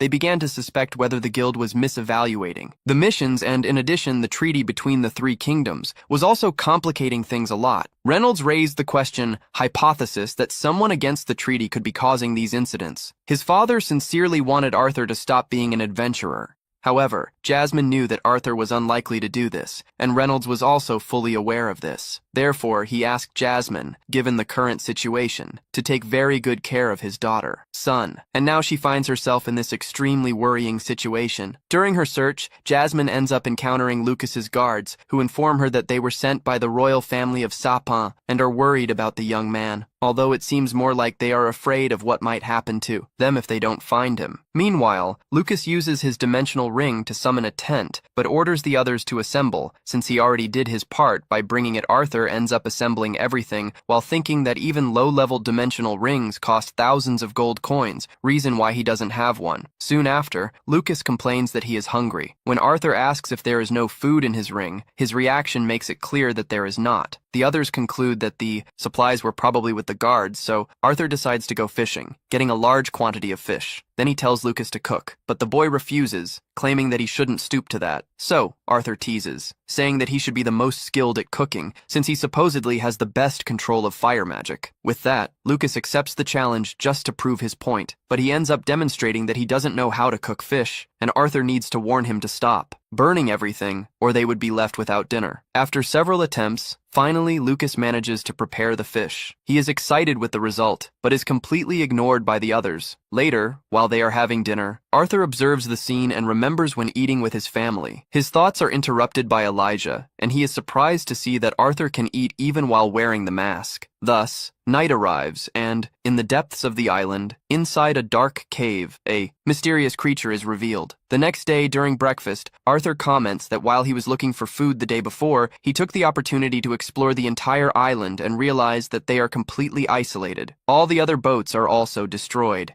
which means they can only wait for rescue or find a way back on their own. However, Lucas claims that neither of these options will work. He reveals the true objective of their mission, a mana beast capable of controlling the weather, even on a small scale, and if they find this creature, it will be the end. The three then understand that both fishing boats and their own vessels were destroyed by this monster. Arthur asks for more information, and Lucas explains that the creature usually builds nests near the water and dominates the entire area around it, which means that she must be somewhere on the island. He declares that when he finds her, he will reduce her to ashes and prepares to leave, but Arthur stops him, suggesting that the three of them go together, since this way they can defeat her more quickly. Lucas accepts, but makes it clear that they must not get in his way. Meanwhile, Jasmine continues looking for Arthur until she is found by Silvio, who starts making gestures, trying to communicate, although Jasmine doesn't understand anything at first. Let's face it, who would? But after some effort, she manages to interpret the message, and finally feels relieved to discover that Arthur is still alive. In turn, the boys are already at the entrance to the cave, where Lucas asks them to observe and admire his majestic power. Fire into the cave in order to draw the monster's attention, while Elijah quickly creates an earthen wall to protect them from the rubble. When the smoke clears, a strong tremor shakes the cave location, and, without wasting time, they start running. The cave is completely destroyed, and from inside it appears a gigantic, monstrous salamander. Lucas panics when he sees that creature, so Arthur intervenes, blocks the monster's attack, and tells her that he will distract her while the others prepare a more powerful attack. Elijah takes over the defense, covering Arthur with his earth magic. While he advances, Lucas manages to land a strong blow, but the monster barely reacts. Taking advantage of the opportunity, Arthur attacks him and manages to injure him, while Lucas hits 2 fireballs in a row. Even so, the creature continues as if nothing had happened. Scared, Lucas begins to attack desperately, While Lydia continues to protect the two, Arthur notices that the cuts he makes on the monster regenerate quickly, and at the same time, he is impressed by the characteristics of this world. Then warn him that it's time to change strategy. Now, Lucas starts attacking you from a distance, but he's insecure, as he doesn't know who will protect him if the monster counterattacks. Lydia questions Arthur if he is sure of the plan, and he responds that it is worth trying, since he doesn't have many options. Arthur then blocks all of the salamander's attacks, and even provokes Lucas, asking if that one is really the power of the supposedly most powerful family of wizards. Angry, Lucas begins to attack with everything he has, repeatedly, making his magic collide with the monster's blows. Meanwhile, Arthur protects Elia so he can get close enough. At the right moment, Arthur advances on the creature's head and orders Elia to do his part. Without hesitation, he uses his earth magic to prevent the salamander's regeneration, attacking the wound directly. Seeing that the strategy works, the three continue to cooperate in this way, and after some time, they finally manage to defeat the monster. As always, Lucas begins to boast about his powerful magic. However, when he lets his guard down, the salamander rises again, ready to devour them. At the same time, Jasmine runs at high speed over the sea, using his wind magic. The moment Arthur finally sees her, the salamander has its head ripped off in a single blow. Jasmine arrives soon after and runs to hug him, relieved to see him safe and sound. Elia and Lucas are completely impressed by the power of a dual-rank adventurer. Later at dusk, Arthur thanks Jasmine for having saved him, which makes her blush. However, the moment is interrupted by Silvio, who is running away from the others after stealing the monster's mana core. Unfortunately, it is already too late to stop. Meanwhile, elsewhere, Tessia is disappointed at not being able to find Arthur. She comments to the others that they never managed to meet, but they imply that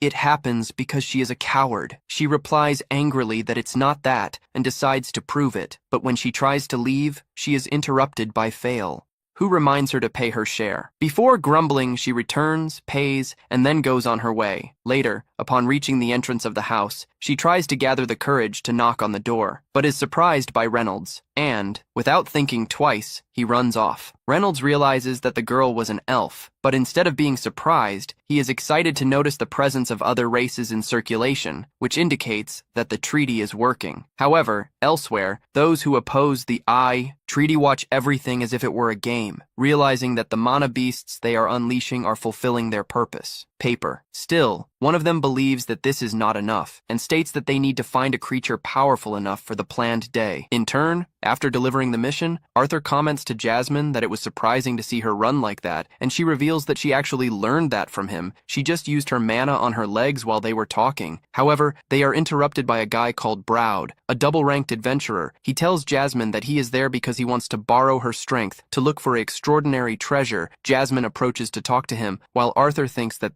guy must be quite strong to be a double-rank adventurer, and the detail is that when the man approaches Jasmine for some reason, this makes him uneasy later. At home, Arthur starts training with Adam, and before the fight, he remembers the first time he dueled him. When he attacks Arthur, he counterattacks, showing that he is no longer a child. The fight remains balanced, and Arthur recognizes that Adam is a great fighter. He can dodge and block his attacks, so Adam decides to use his secret technique, but Arthur manages to predict it and block it, receiving praise since no one had been able to stop that attack for a long time. Adam says that he has become much stronger, and Arthur thanks him. However, the rest of the Twin Horns group appears to reprimand Adam for having exaggerated too much. He responds that they themselves saw that Arthur is not another little monster. Now it's a real monster. Arthur reassures everyone by saying that his hand just felt a little numb. Angela comments to Alice that it's impressive that she doesn't get mad at Adam, but Alice responds that she only gets angry when Arthur does dangerous things without her being able to see him, besides that it was training and that's how it should be done. Helen warns that now it's time to train Bow, then wind magic with Angela,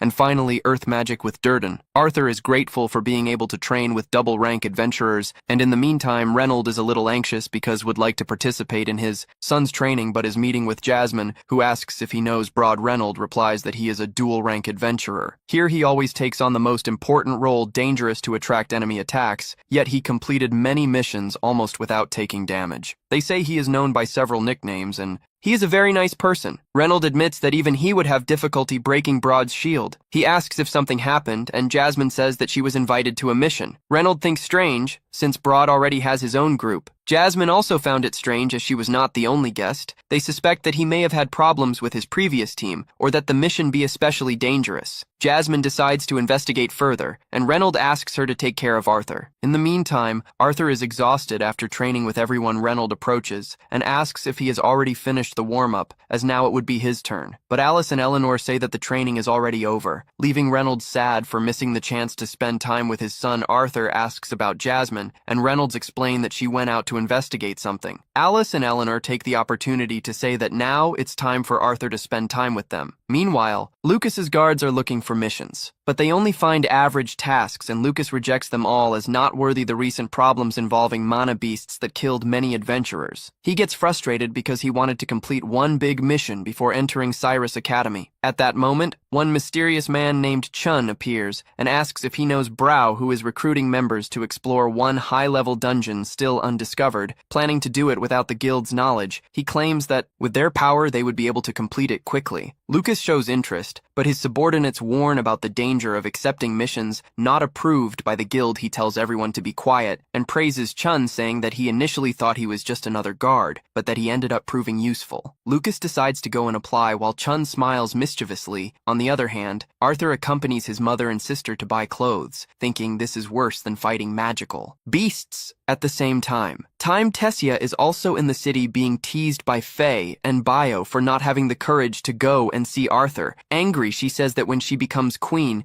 she will expel them from the kingdom of elves. Despite this, Tessia regrets not being able to see her loved one but maintains hope. Faith asks if any mission has come up, and Tessia responds that they need to wait for the investigation into the mana beasts to end while they talk. You notice that Arthur is on the other side of the street and tells Tessia to look, but at the moment, as she turns around, a carriage passes in front, causing her to miss the chance to see him. And now we see that Arthur is in a magical materials store looking for a dimensional ring, meets Helen and Angela, and asks how much will fit in the cheapest ring. But Helen comments that not even her bow would fit in one of those, then shows another ring in which everything needed to fit would fit. Camping, however, is very expensive at the moment. Alice and Eleanor enter the store, furious with Arthur, as that bastard ran away from them at dusk. Back at the Helster house, Silvio asks why he looks so tired, and Arthur responds that it was because he spent quality time with his family that they really know how to exhaust him. Sylvie then asks when the adventures will return, but Arthur explains that they will have to wait a little because now he needs to get ready. She complains, saying that she is starving for magical cores. Arthur understands that if he wants to feed her well,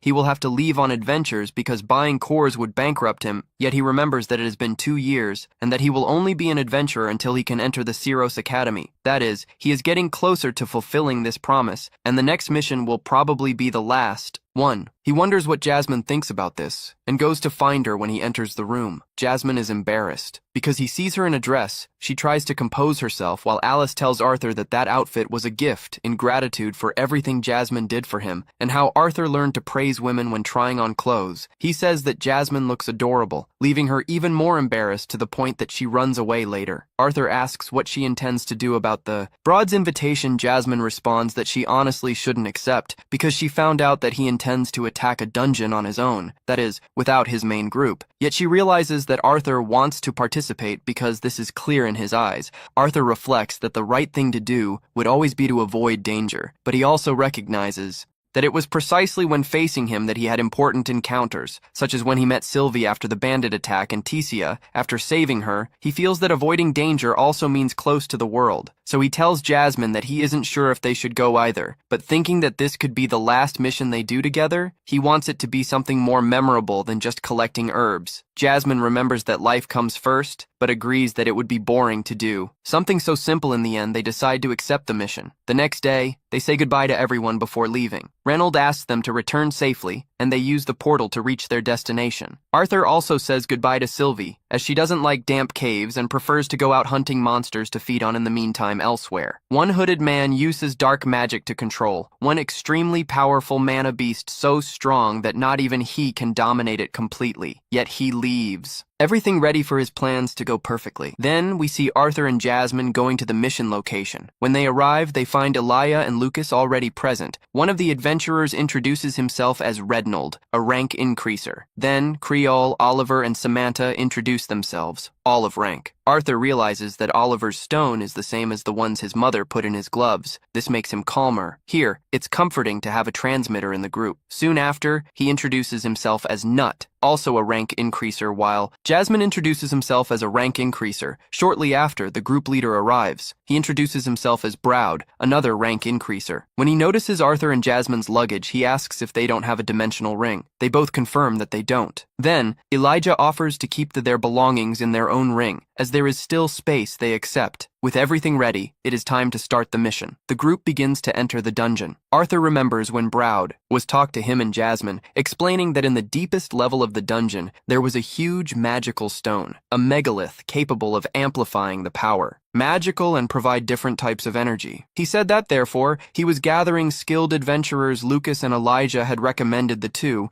as they would also participate in the mission back to the present. Arthur reflects that he agreed to participate not only out of interest, but also out of concern for Lucas and Elijah, in case something went wrong. One of the adventurers asks Lucas and Elijah why Elijah being in that group. Lucas responds that he heard that Browd was gathering elite adventurers, while Elijah states that his motive is the same. Creation asks if they are not interested in money. Lucas responds that this is not a problem for him. Samantha adds, saying that he is not there for money either, but rather to complete a dungeon and gain prestige. Now Rednold comments that he is there for the money, just like Creation. A few moments later, they arrive at the dungeon entrance and begin to advance. The leader explains that he has already made prior reconnaissance. Of the local, Rednold asks if he managed to get to the bottom and if he knows the way, but Browd denies it, saying he couldn't go that far. Still, he assures that, at first, they shouldn't find it. Problems. Although it mentions rumors that immortal creatures inhabit that dungeon, everyone is shocked by the information. Browdy also explains that there are no mana monsters there. This means that Falut, you won't gain anything from that. The place is known as the Terrifying Cemetery. He asks everyone to fight as efficiently as possible without wasting mana. Reginald comments that there is no sign movement of monsters, but Broad reassures him, stating that there are no creatures in that place. Lucas, in turn, finds it all boring. However, soon after, several monsters appear in the ceiling of the cave. Broad identifies the creatures as Brattoners. The number is enormous. They quickly advance towards Samantha. Jasmine manages to save her in time. Immediately, everyone takes over combat positions and begin to face the Order, defeating countless monsters. Rednold asks Browd if there were that many monsters when he did the reconnaissance. He replies no. Before additionally, Arthur asks Lucas to take the front line with a fire spell. Saying he will provide support, Lucas then casts powerful fire magic. He eliminates most of the monsters at once. Arthur thanks him, but comments that he exaggerated the power. Without wasting time, Browd orders them to continue advancing before the creatures revive. Shortly afterwards, the group arrives at a cliff, with no way to the other side. The leader then asks Elijah to create a ladder on the cliff. While Elijah responds promptly, and everyone descends carefully. Below, Claude comments that, if he is not mistaken, there must be a passage ahead that leads to the deeper floor. Samantha questions if he has really been there before. He confirms, saying that last time the passage was exactly at that point. The group continues advancing, and Jasmine warns Arthur not to waste mana.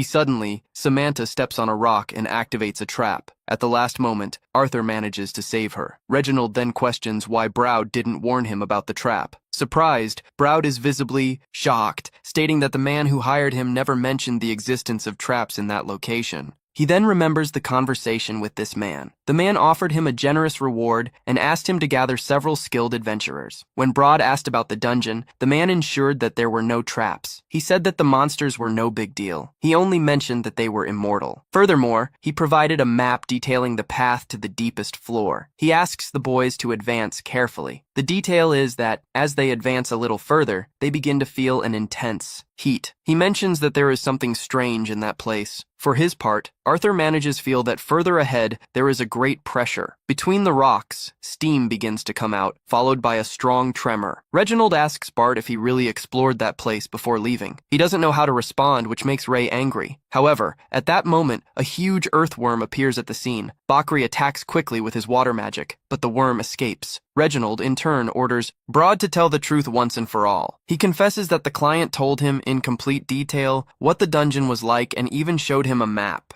He already counted on the fast bats, but not with that worm and the traps. He mentions that it is quite strange that, suddenly in a dungeon, a new species of beast appears. Although Arthur, for your part, think that they certainly hid this information from the beginning, the detail is that they don't know for what purpose. At that moment, we see that Oliver approaches Samantha to ask her to follow him. You can tell Broad is lying. If they continue like this, they will become the monsters. Lunch. Now the best they can do is take the opportunity while they fight the worm to go straight to the treasure. Samantha is undecided. Although Oliver holds her hand and takes her with him, Arthur orders them to wait. Oliver makes it clear that he does not intend to die with people like them. However, Arthur goes behind Samantha and asks Lucas to take charge of protecting them. Without hesitation, Lucas creates an energy field. Meanwhile, Arthur recommends that Oliver enter at once. He replies no, intends to die with them. The detail is that, at that moment, the ground collapses. Samantha tries to protect him, but it's too late. Oliver ends up turning into pure bone. Arthur doesn't think about wasting that stone in the center, so he runs to get it and throws it to Samantha, so she can exchange the gem in his stick for the one that will increase his power much more. Then, he warns the others that they need to leave that place as soon as possible. The worm doesn't think about letting them go. Crew advances against him, but the worm. It is on fire and evaporates all the water. Elijah and Samantha attack. Together, Samantha manages to stun him while he restrains him with his stone chains. However, it is still not enough. So, Broud warns Reginald and Yasmin that they need to attack together. Jasmine and Broud take charge of getting his attention so that Reginald can land a powerful blow on his forehead. Meanwhile, Arthur and Lucas must look for a weak point. Arthur realizes that fire magic is not enough to defeat that worm, so he will have to look for an even more intense fire. For his part, Reginald succeeds landing a huge hammer blow to the forehead, while Jasmine continues cutting the worm. But it's still not enough, so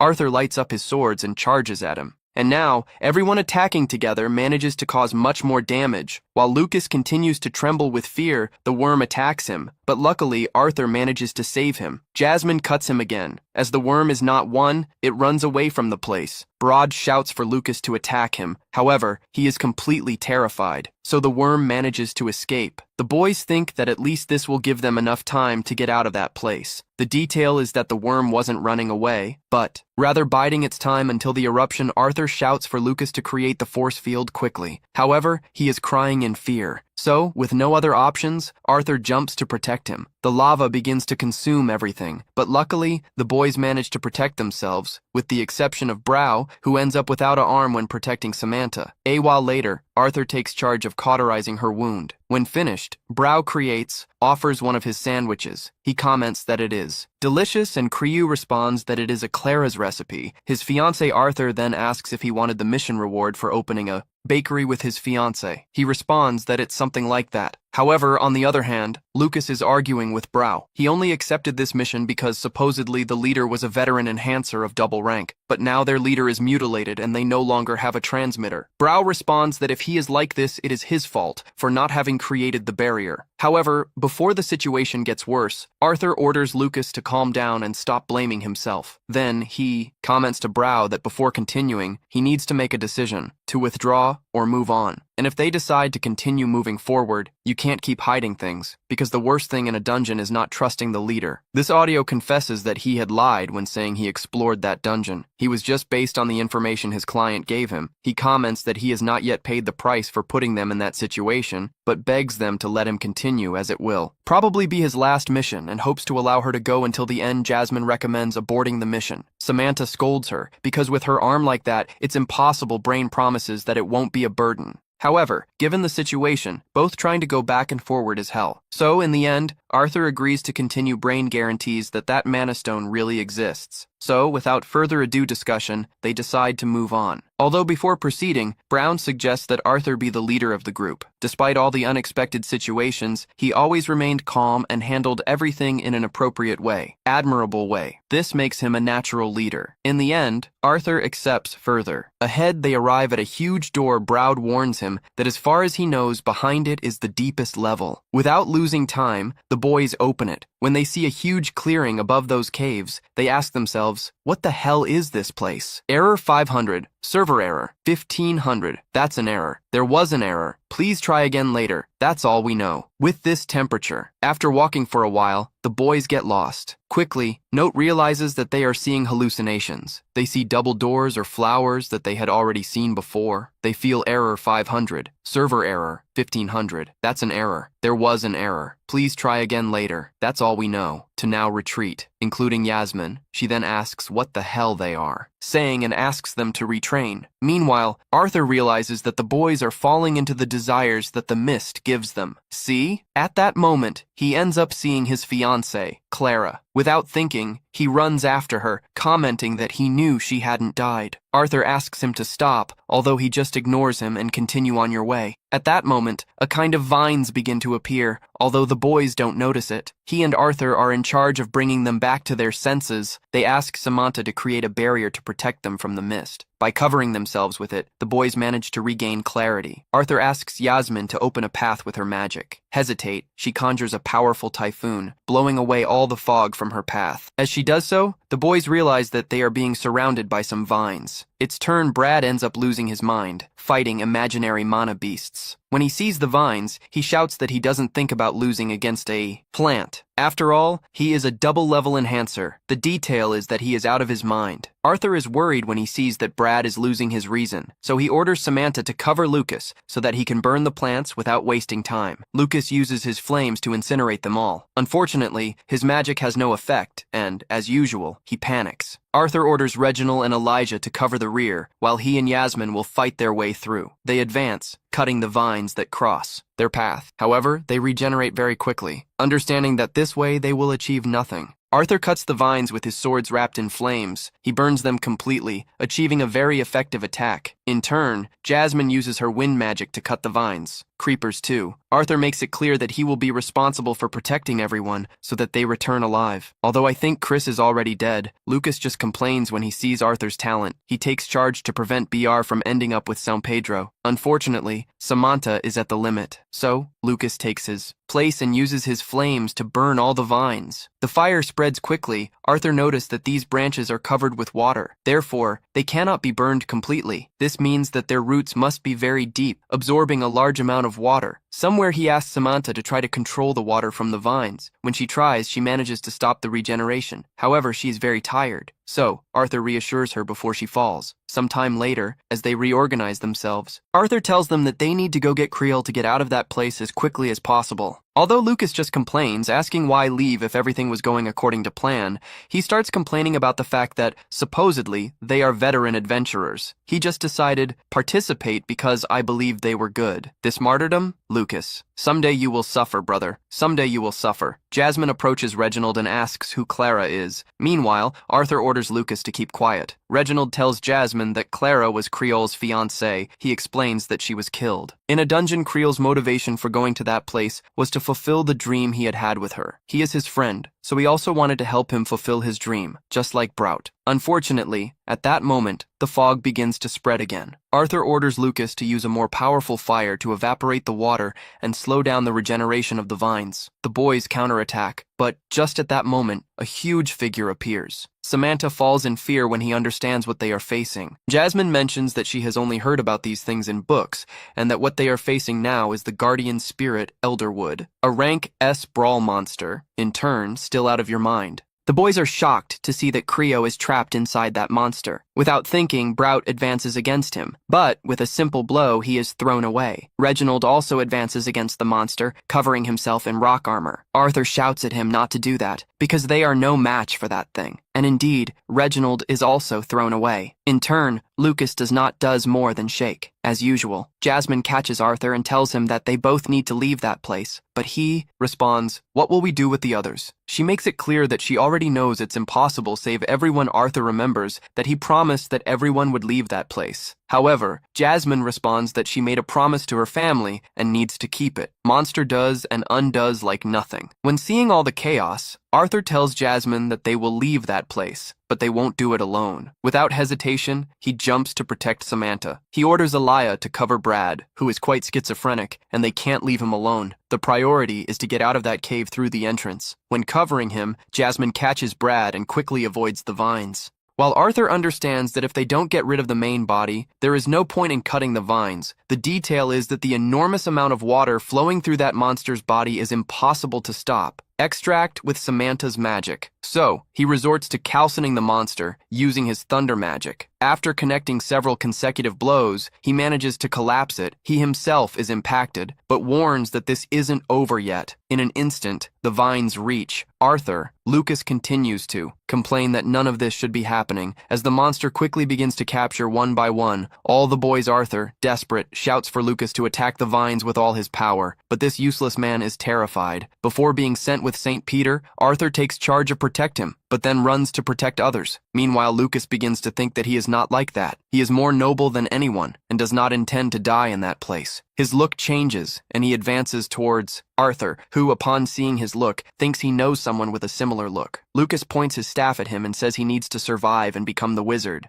Stronger. Since Arthur was willing to save everyone, he must sacrifice himself so that everyone can survive. Without hesitation, he attacks Arthur with his magic. Yasmi runs to protect him, but Lucas also attacks her. Just like Alade, he asks if they really thought that someone like him would risk his life for simple commoners. His life is worth much more than simple servants who will go down in history for having sacrificed themselves for him. Without mercy, he begins to destroy the cave to bury them in it. As he does this, he says that he will tell them that everyone was very brave and sacrificed themselves for him. They end up being captured. Although Brad jumps to the rescue, cutting the vines and the monster in half, unfortunately his heroism doesn't last long. He ends up being stabbed. In turn, Arthur's mask falls. When observing the situation, he notices how Lucas's trash is running away with a smile. When he sees that he has no choice left, he decides to use his secret weapon. Although he still hasn't mastered it, and even Birion, although it took decades to learn it, Arthur uses bestialization, thus obtaining the power of his beast. From afar, Sylvie feels its power. While Arthur is unsure if he will survive after using this power, he promised that he would save everyone, so he will do it without hesitation. He releases his power, freezing everything around him to absolute zero. Then, he hits the monster, destroying it in just half an action. Meanwhile, Elijah can't believe all the power he possesses. Unfortunately, when defeated, the monster causes the cave to collapse. Afterwards, we see Lucas leaving the cave and saying that the group was annihilated. Then, the scene changes to Arthur's parents. A sign on Elife's ring says that Arthur is in danger. However, Reynolds says that everything will be fine, because he is with Jasmine. Back in the cave, we see Elijah trying to wake up. Note: when Note wakes up, he asks Elijah to use one of the stones from his glove on him. Elijah does so. After this, Arthur remembers everything that happened and immediately becomes furious with Lucas for abandoning everyone. Concerned, he asks Elijah if Jasmine is okay. Elijah replies that she is alive, but suffered a lot of damage because her body was not protected by mana when she was hit by the magic. He explains that he was only able to provide first aid, but that wouldn't be enough to keep her alive for a long time. Then, Arthur asks Elijah to use one of the glove's magical stones on her as well. Elijah agrees, and upon using the stone, Jasmine's breathing finally stops, stabilizes. Then Elijah asks how Arthur is feeling, and he responds that he is much better. Elijah then comments that he was surprised to find out that the masked swordsman who participated of the exam with him He was practically the same age Arthur realizes that he is without his mask. Elijah explains that he couldn't find it after the collapse. Arthur then asks about his sword and the black staff. Elijah reveals that he managed to save them before they were buried. Arthur sincerely thanks him for saving both his and Jasmine's lives, saying that Elijah could have simply run away alone. Elijah responds that he is not like that bastard Lucas. He states that he will never forgive that elf for what he did. While they talk, Elijah asks why Arthur didn't run away when the guardian spirit appeared. Jasmine would probably be able to help him escape. Arthur calmly responds that a king never abandons his people, getting a laugh from Elijah. Arthur then reveals that made a promise to never abandon someone important to him. After that, Arthur says that until Jasmine fully recovers, they can't do anything but wait. Then he decides to tell Elijah his real name and officially introduces himself. Observing the place where they were hiding, Arthur realizes that metallic shelter. It didn't seem natural. He asks if it was Elijah who created it. Elijah explains that when the cave collapsed, he used magic to create that metal shelter. Arthur is impressed, saying that even an extremely talented wizard wouldn't be able to create metal out of thin air. He asks if Elijah would be a dwarf. Elijah responds that not even he knows for sure. He says that he grew up in the kingdom of Dalve, but that the old man who raised him never revealed anything about his real parents, his childhood. Memories are just confusing fragments that he can't fully understand. Elijah says who led an ordinary life until reaching the dark orange level. At that moment, a strange energy took over his body, making him faint. When he woke up, he was surrounded by metallic objects black. It was then that the Lord of Dalf said that the time had come for him to leave the kingdom and travel the world. Elijah also comments that, from time to time, he continues to feel that strange energy inside him and believes that it is linked to his special abilities. Arthur comments that the two seem to have been through very difficult situations. Then, Elijah asks what exactly happened.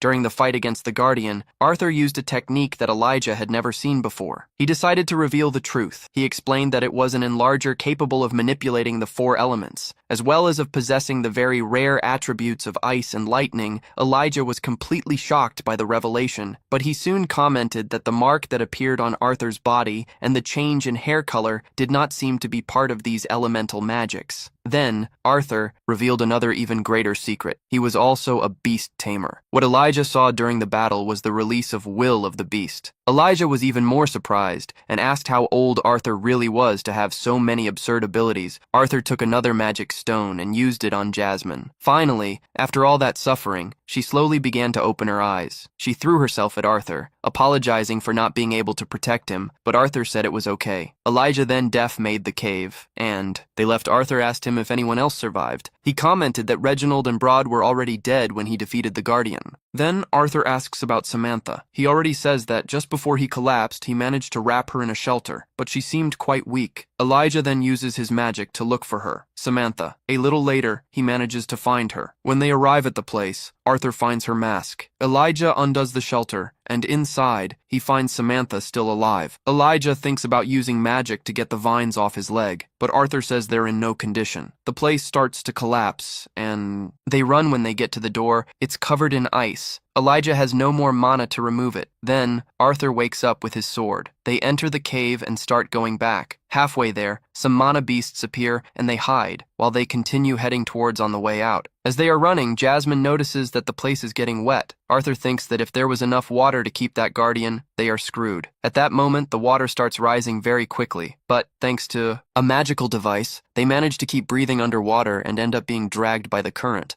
A while later, Arthur wakes up and screams for Jasmine. She appears right behind him along with the others. However, several mana beasts appear at the scene. They prepare to fight and manage to resist for a while. Good time, fighting back against various magical beasts and mana beasts. However, after a while, Elijah runs out of mana, and Jasmine is completely tired. Arthur continues to fight alone. He realizes that he is not. He will be able to handle all that. He thinks that, once again, he will not be able to protect what is important to him. When he is already exhausted, several mana beasts attack Arthur at once. However, a second before her end comes, the ceiling collapses. Then, we see Silvio, who went there to save Arthur. She is much bigger. Elijah panics when he sees her. He wonders if that is a wyvern, but when he notices that it has 4 legs, he understands that it is a dragon. He thinks he must be hallucinating, but Arthur confirms that it really is a dragon. Arthur explains that, supposedly, dragons have been extinct for centuries. Precisely for this reason, he asks Elijah to keep their existence a secret. Elijah is already completely surprised.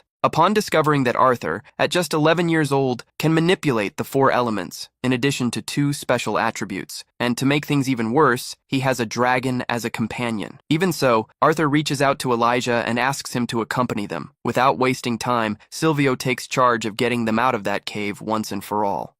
As soon as they finally arrive outside, Samantha wakes up and comments to Arthur that he looks quite handsome without the mask. Arthur is excited to see her awake, but recommends that she keep her strength. Still, Samantha stands up to show that he has the core of Elderwood. Arthur is surprised and comments that when everything calms down, they will share the profits. However, Samantha responds that doesn't want anything, because she believes he should have everything. She insists on this, and Arthur asks if she's sure, since that nucleus is worth a fortune. Samantha responds that it's just staying alive thanks to him, so he considers it completely fair that Arthur gets the reward. In the end, Arthur accepts and thanks him. After that, Jasmine leaves to look for some drinking water. The other three rest. At that moment, Silvio says that he hunted several mana beasts and devoured their cores. Arthur, a little worried, he asks if she can return to her original form. Silvio does so quickly, leaving Arthur quite relieved, as this way she won't cause confusion in the city. So Arthur sends a letter to parents to let them know that they are fine and that they don't need to worry. Upon arriving at the guild, the boys receive medical treatment. Sometime later, the guild master receives an unexpected visit of someone he also can't remember who he is. He comments that he read the manga, but doesn't remember the person. However, based on his appearance and eyes, he believes he is someone from the Flamesworth family. While everyone recovers, the guild master meets with Arthur to ask if he knew that the dungeon raid was not authorized by the guild, complaint holding the group responsible for everything that happened. Now, the guild's disciplinary committee will meet to decide what their punishment will be. Finally, he reveals that the whistleblower was Lucas Wicks. Afterwards, guild members visited the Elder Forest chamber. They recovered Brode's body and Reginald's belongings. Samantha survived, but was so seriously injured that even after being cured, she would no longer be able to continue as an adventurer. Later, it became clear that that mission had not been organized by the guild. Arthur could not stop thinking about how Reginald and Browdy died. Now everyone would be called to testify about what happened in the dungeon. Shortly after, he receives a letter from his mother who thanks him for getting in touch. She tells him that his ring alerted her that he was in danger. She was so worried that she didn't know what else to do. Now that she knows he's okay, Arthur manages to calm down a little. However, soon after, he meets Lucas, who speaks to him casually, as if nothing had happened. Lucas says that Arthur has the devil's luck to have survived. Arthur simply ignores him and walks straight past without say a word, entering Caspian's office. Lucas doesn't react and decides to leave, telling his guards that he has a job for them. When Caspian sees Arthur, he asks him to sit down and goes straight to the point, asking exactly what happened in the dungeon.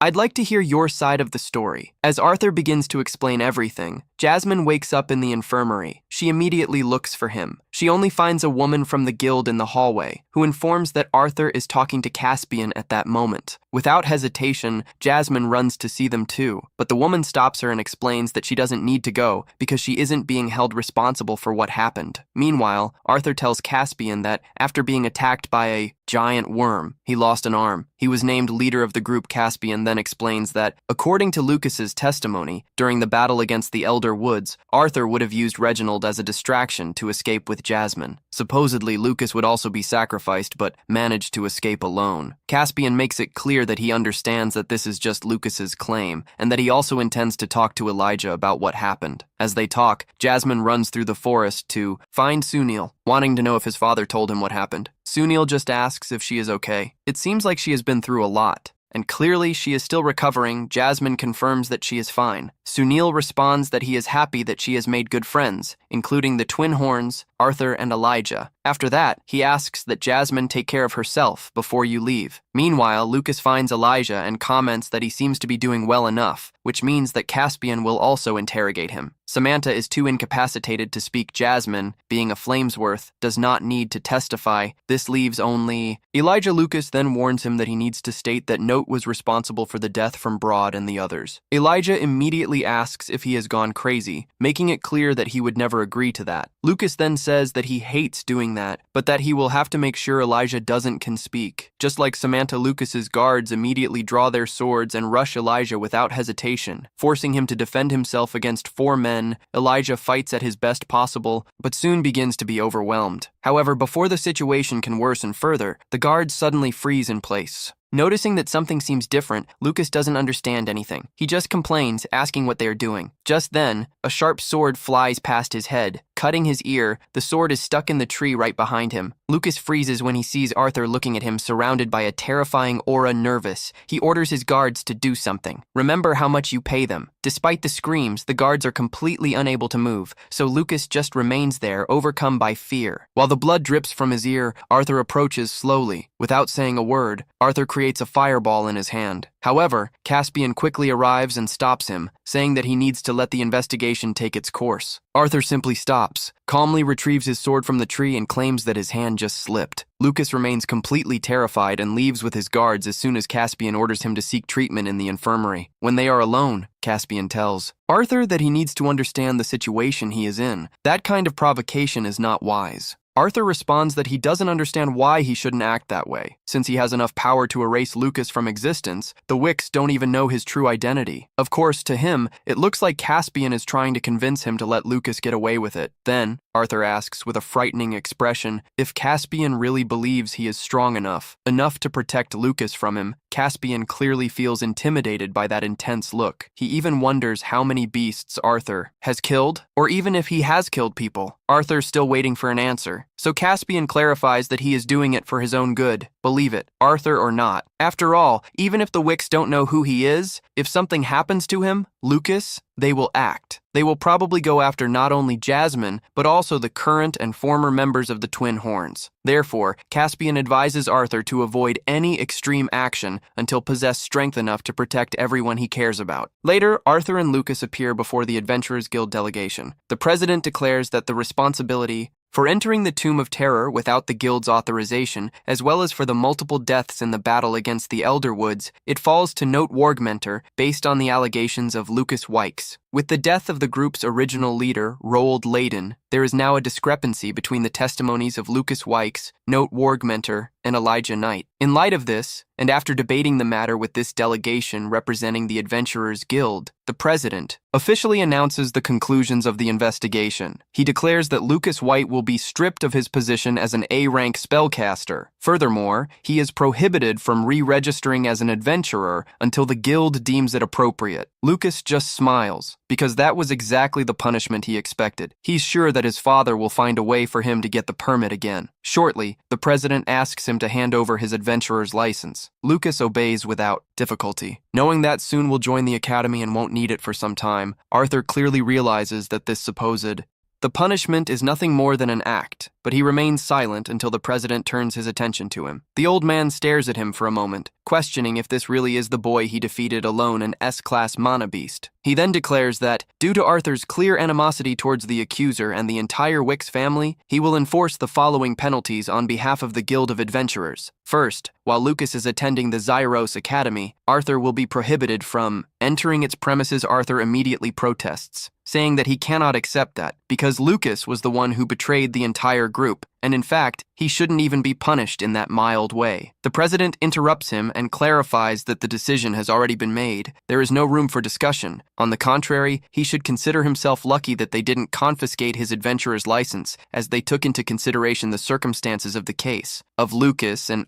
the Wicks family, he will be able to continue his career normally. Lucas makes no effort to hide his satisfied smile when he hears that, believing that Arthur is finally finished. Although, when the president states that this closes the matter, Lucas immediately protests. He asks if they will not reveal the identity of Note. One of the members of the delegation explains that the identity of Note will be recorded after the investigation is closed, but this information will not be released publicly to protect both him and his family. Any future supervision, regardless of your masked identity, you will be treated by wizards chosen by the guild. Lucas still tries to insist once again, but the president interrupts him again and reminds him that this is a definitive decision. No room for debate. This officially ends the investigation. Shortly afterwards, Lucas's servants appear appear to inform him that his father demands his presence immediately. Before leaving, Lucas warns Arthur that he should stay at least 5 cities away if he knows what's good for him. Arthur just calls him a brat and says that trying to appear threatening while running away is simply pathetic. The comment infuriates Lucas even more, but he has no more time to stay there and leaves, carrying that bitter feeling before Arthur leaves too.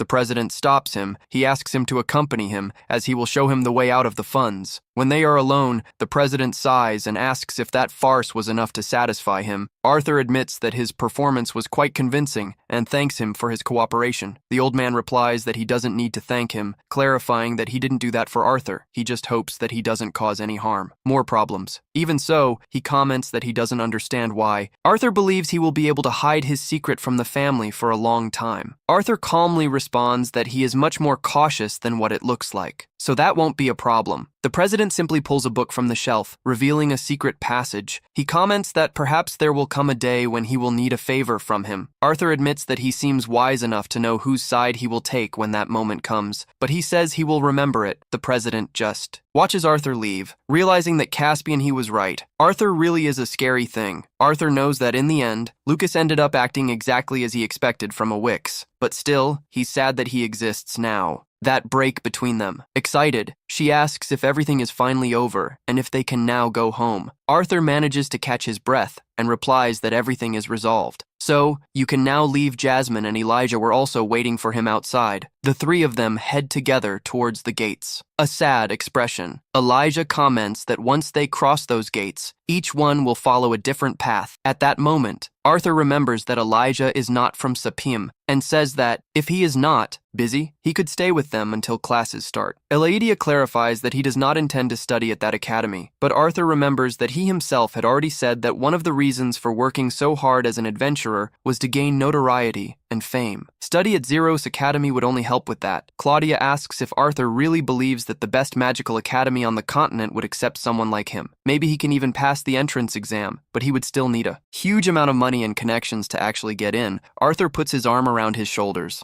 and he claims he can take care of that part. So, Eladia just needs to attend classes while he solves the rest. Eladia complains that she can't breathe, making Arthur quickly release her. So, clarifies that he hasn't accepted the proposal yet. Arthur continues trying to convince her and remembers that Lucas will also study there. He doesn't care what happens when the 2 are together. This really makes Eladia think about it. But before she can respond, Arthur asks Jasmine to accompany him home, because there is something he needs to resolve immediately. Jasmine accepts without hesitation. Difficulty. After the 2 leave, Caspian appears out of nowhere and comments that he is happy to see that Arthur was cautious enough to let them leave without accompanying him. Arthur just responds, who was also pleased that Caspian had agreed to cooperate with his little plan, so Lucas won't suspect anything for quite a while. For a brief moment, the story jumps back in time to show what happened when Arthur finally decided to get straight to the point and talk to Caspian before all that theatrics, Arthur clarifies, who also wanted to ask Caspian something. He knows that he is intelligent enough to realize that helping him would be in the interests of both the guild and himself. Caspian is easily convinced by the proposal and responds that the guild will be happy to help him in any way they can. Arthur thanks him and says he is happy that they were able to reach an understanding. Back in the present, Caspian decides to deliver. He gives Arthur a bag full of money, saying that it is a farewell gift. He asks Arthur to use the money to take some preventive measures, ensuring that he can protect himself from here forward. Arthur is a little surprised by that, because Dom's sword shouldn't pose any problem. Instead of him not drawing it, what really worries him is the fact that Lucas having already seen Sylvia before. At that moment, Sylvia suddenly changes her appearance, making Arthur wonder how many different forms she still has. That ends up being extremely convenient. With this problem resolved, Arthur decides to take off his mask and go shopping. He visits the store he had seen previously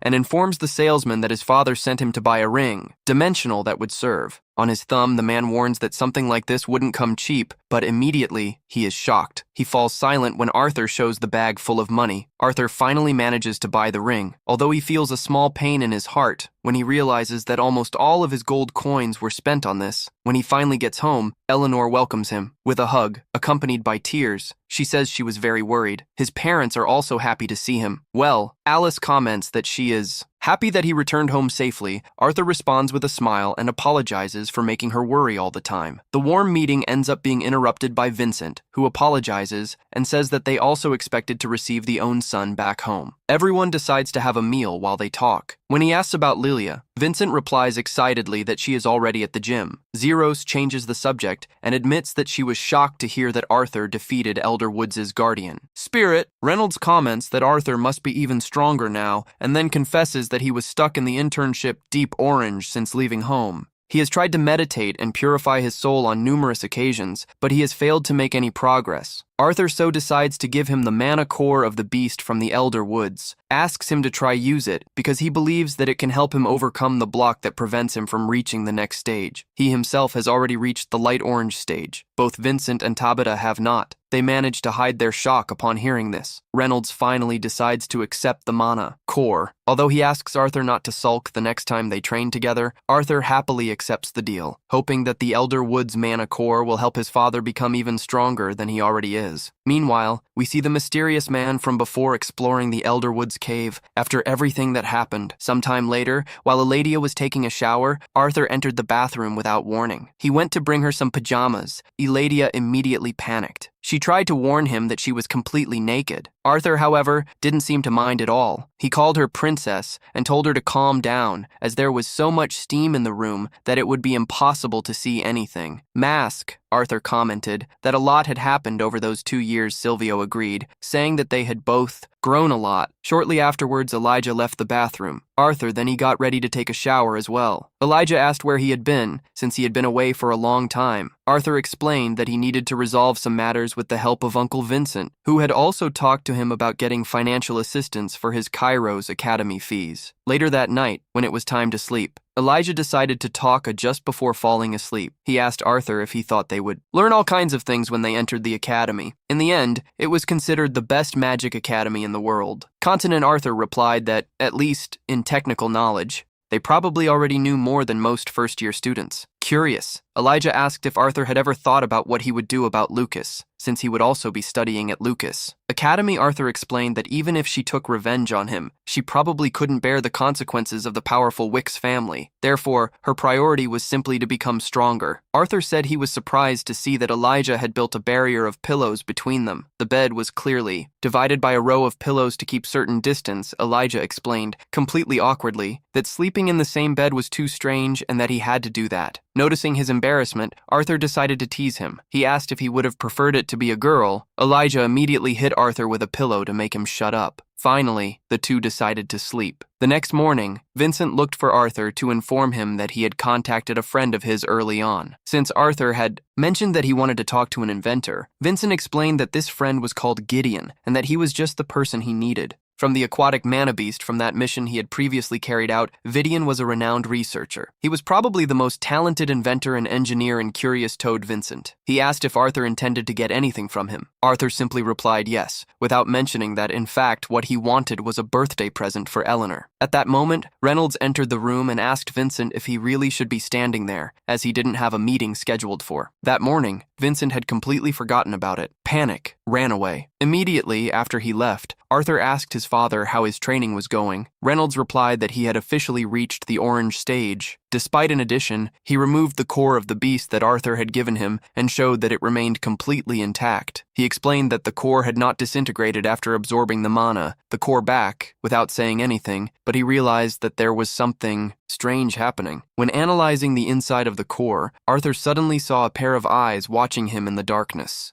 That meant there was a beast's will within the core. He knew that obtaining a beast's will usually required the creature to hand it over voluntarily or for someone to rip it out at will. Core strength. This led him to wonder what would happen if he tried to combine two different wills. Holding the core again, Arthur looked inward and faced the spirit's will, guardian of the Elderwood. However, when he tried to dominate her, Sylvia's will instantly emerged. Frightened, he dropped the core on the ground. Arthur realized that if he had continued holding on for just a few more moments, his dragon's will would have completely crushed the guardian's will. With this in mind, Arthur concluded that the perfect person to receive that core was Tessia O. The problem was that he had no idea when he would see her again. The next morning, Eleanor came into Arthur's room to tell him that breakfast was ready. Still asleep, Arthur just muttered that he wanted a luxurious dimensional ring, Eleanor, then informed him that there would be a big announcement that day and that he needed to get up immediately. Arthur didn't even know what she was about talking. She explained that the royal families of Sapon, Eleanoa, and Darcy would gather to make an important announcement that would be broadcast in the city's central square. Despite the importance of the event,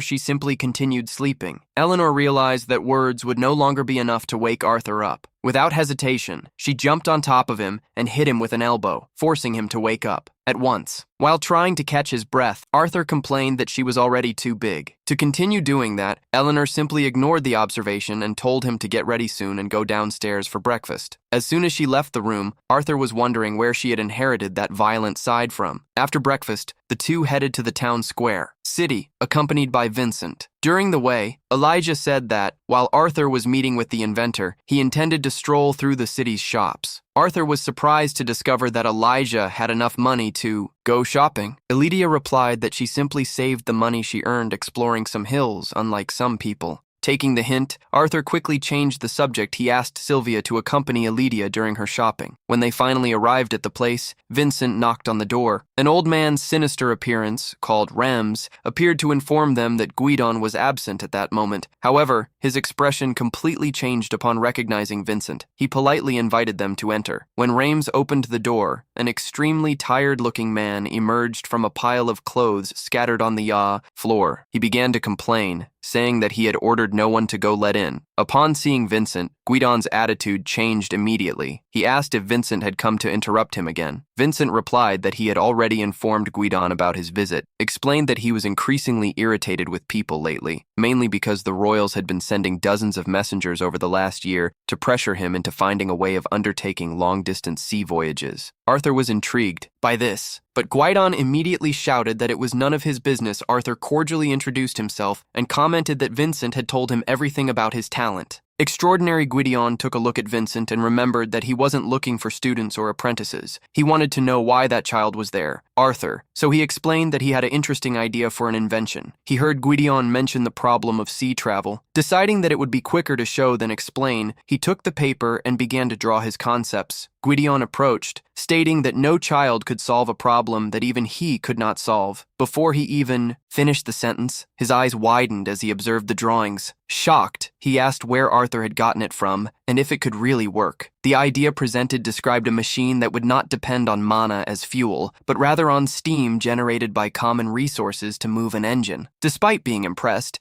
Guilherme realized that some important information was missing. Arthur explained that he had omitted purposely certain crucial details and that he could reveal them depending on the direction of the negotiations. At that moment, Gwydion realized that he was far from being an ordinary child. Without wasting time, he ordered Ramis to bring some of his inventions. First, he presented a jewel of exceptional quality. It was capable of storing 5 times more mana than a common gem. Arthur, however, wasn't even interested in the jewel and replied that he didn't need it. Confused, Gwydion moved on to other items and ordered Ramis to bring all the objects from row C. As soon as the artifacts arrived, he proudly explained that no one other than him had ever seen them before. Even if he could describe them, Arthur happily declared that he hadn't either, was interested in them. The situation ended up getting so out of control that Gwydion literally started throwing objects at him, ordering him to accept something. Finally, Gwydion stated that Arthur did not leave him many options and ordered Ramis to bring the pendants. Even Ramis seemed surprised by the order, but obeyed. Gwydion explained that he had hired the best jewelers to create those. Accessories of incomparable beauty, worthy even of royalty. Arthur examined the pendants carefully and observed that they had been made. Using materials from a phoenix, Gwydion confirmed the information. He was amazed to learn that Arthur had identified it with just a glance. Then Arthur explained that if it was about a mana beast of this rank, as rare as a dragon and famous for its extraordinary survival capabilities, Gwydion confirmed the theory with pride. He explained that when the user was in danger, the beast would automatically create a powerful defensive barrier around him, similar to the survival instinct of phoenix worms. After all, this wasn't the hardest part. Impressive. If the barrier were destroyed, the mana stored in the pendant would instantly transport the user to the safest location possible. Arthur thought about it for a few moments. He smiled and explained that all he wanted was to get an amazing birthday present for his sister, Gwydion. However, he didn't believe this explanation at all. Still, Arthur made it clear that he could not reveal any more details until he understood exactly what the engine would be used for. Gwydion replied that he would find out soon. Once the official announcement was made, Arthur noted that someone in Gwydion's position certainly had access to much more detailed information than would be released to the public.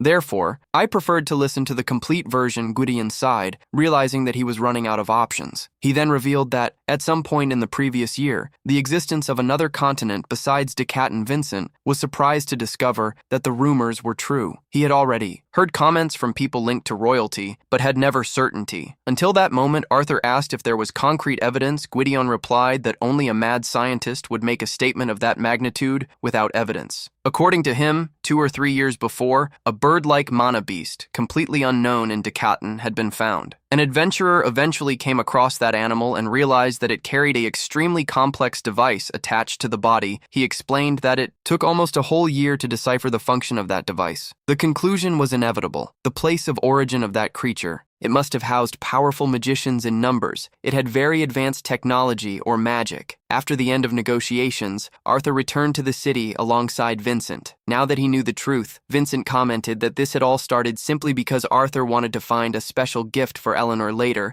Elijah rejoined the two to watch the big announcement. Along the way, he commented that the elder Reinha had mentioned that the 3 kingdoms had been discussing a possible political union. He was eager to find out what it was all about. When they arrived at the main square, a scream caught everyone's attention. As they approached, they found a group of students from Shiros Academy oppressing a dwarf. The young dwarf begged them to stop, but the attackers continued to insist that he say, "Pass your sis." When he didn't comply, one of the students tried to hit him with a metal pipe. At that moment, Elijah intervened and launched at him, trying to stop the aggression. The Shiros Academy student didn't hesitate for a second. He slapped Elijah across the face and stated that he had no right to interrupt his fun. Elijah knew that using magic in that location, it would only cause problems for Arthur and Vincent, so he was forced to contain himself, even though he wanted to react. Shortly afterwards, the attacker noticed the symbol of Darwin's kingdom on Elijah's clothes. Holding him back by his hair, mocked him and said he could receive the same treatment as the dwarf, maybe even sharing a hospital room with his new friend. Before he could do anything else, Arthur appeared next to them. He approached with a threatening aura and calmly declared that he was just waiting for an opportunity to have some fun. Even Vincent felt a certain shiver. In the face of that presence, they advanced against him, one after the other. One of them even used a combat technique passed down by his family for generations. Arthur dodged it with extreme ease and appeared behind his opponent, knocking him down with a single blow. The main aggressor then decided to face him personally, but he froze instantly upon feeling the overwhelming pressure of the beast's will by Arthur. Before he could even take a step, Arthur punched him straight in the face, knocking him to the ground. Immediately overcome with anger,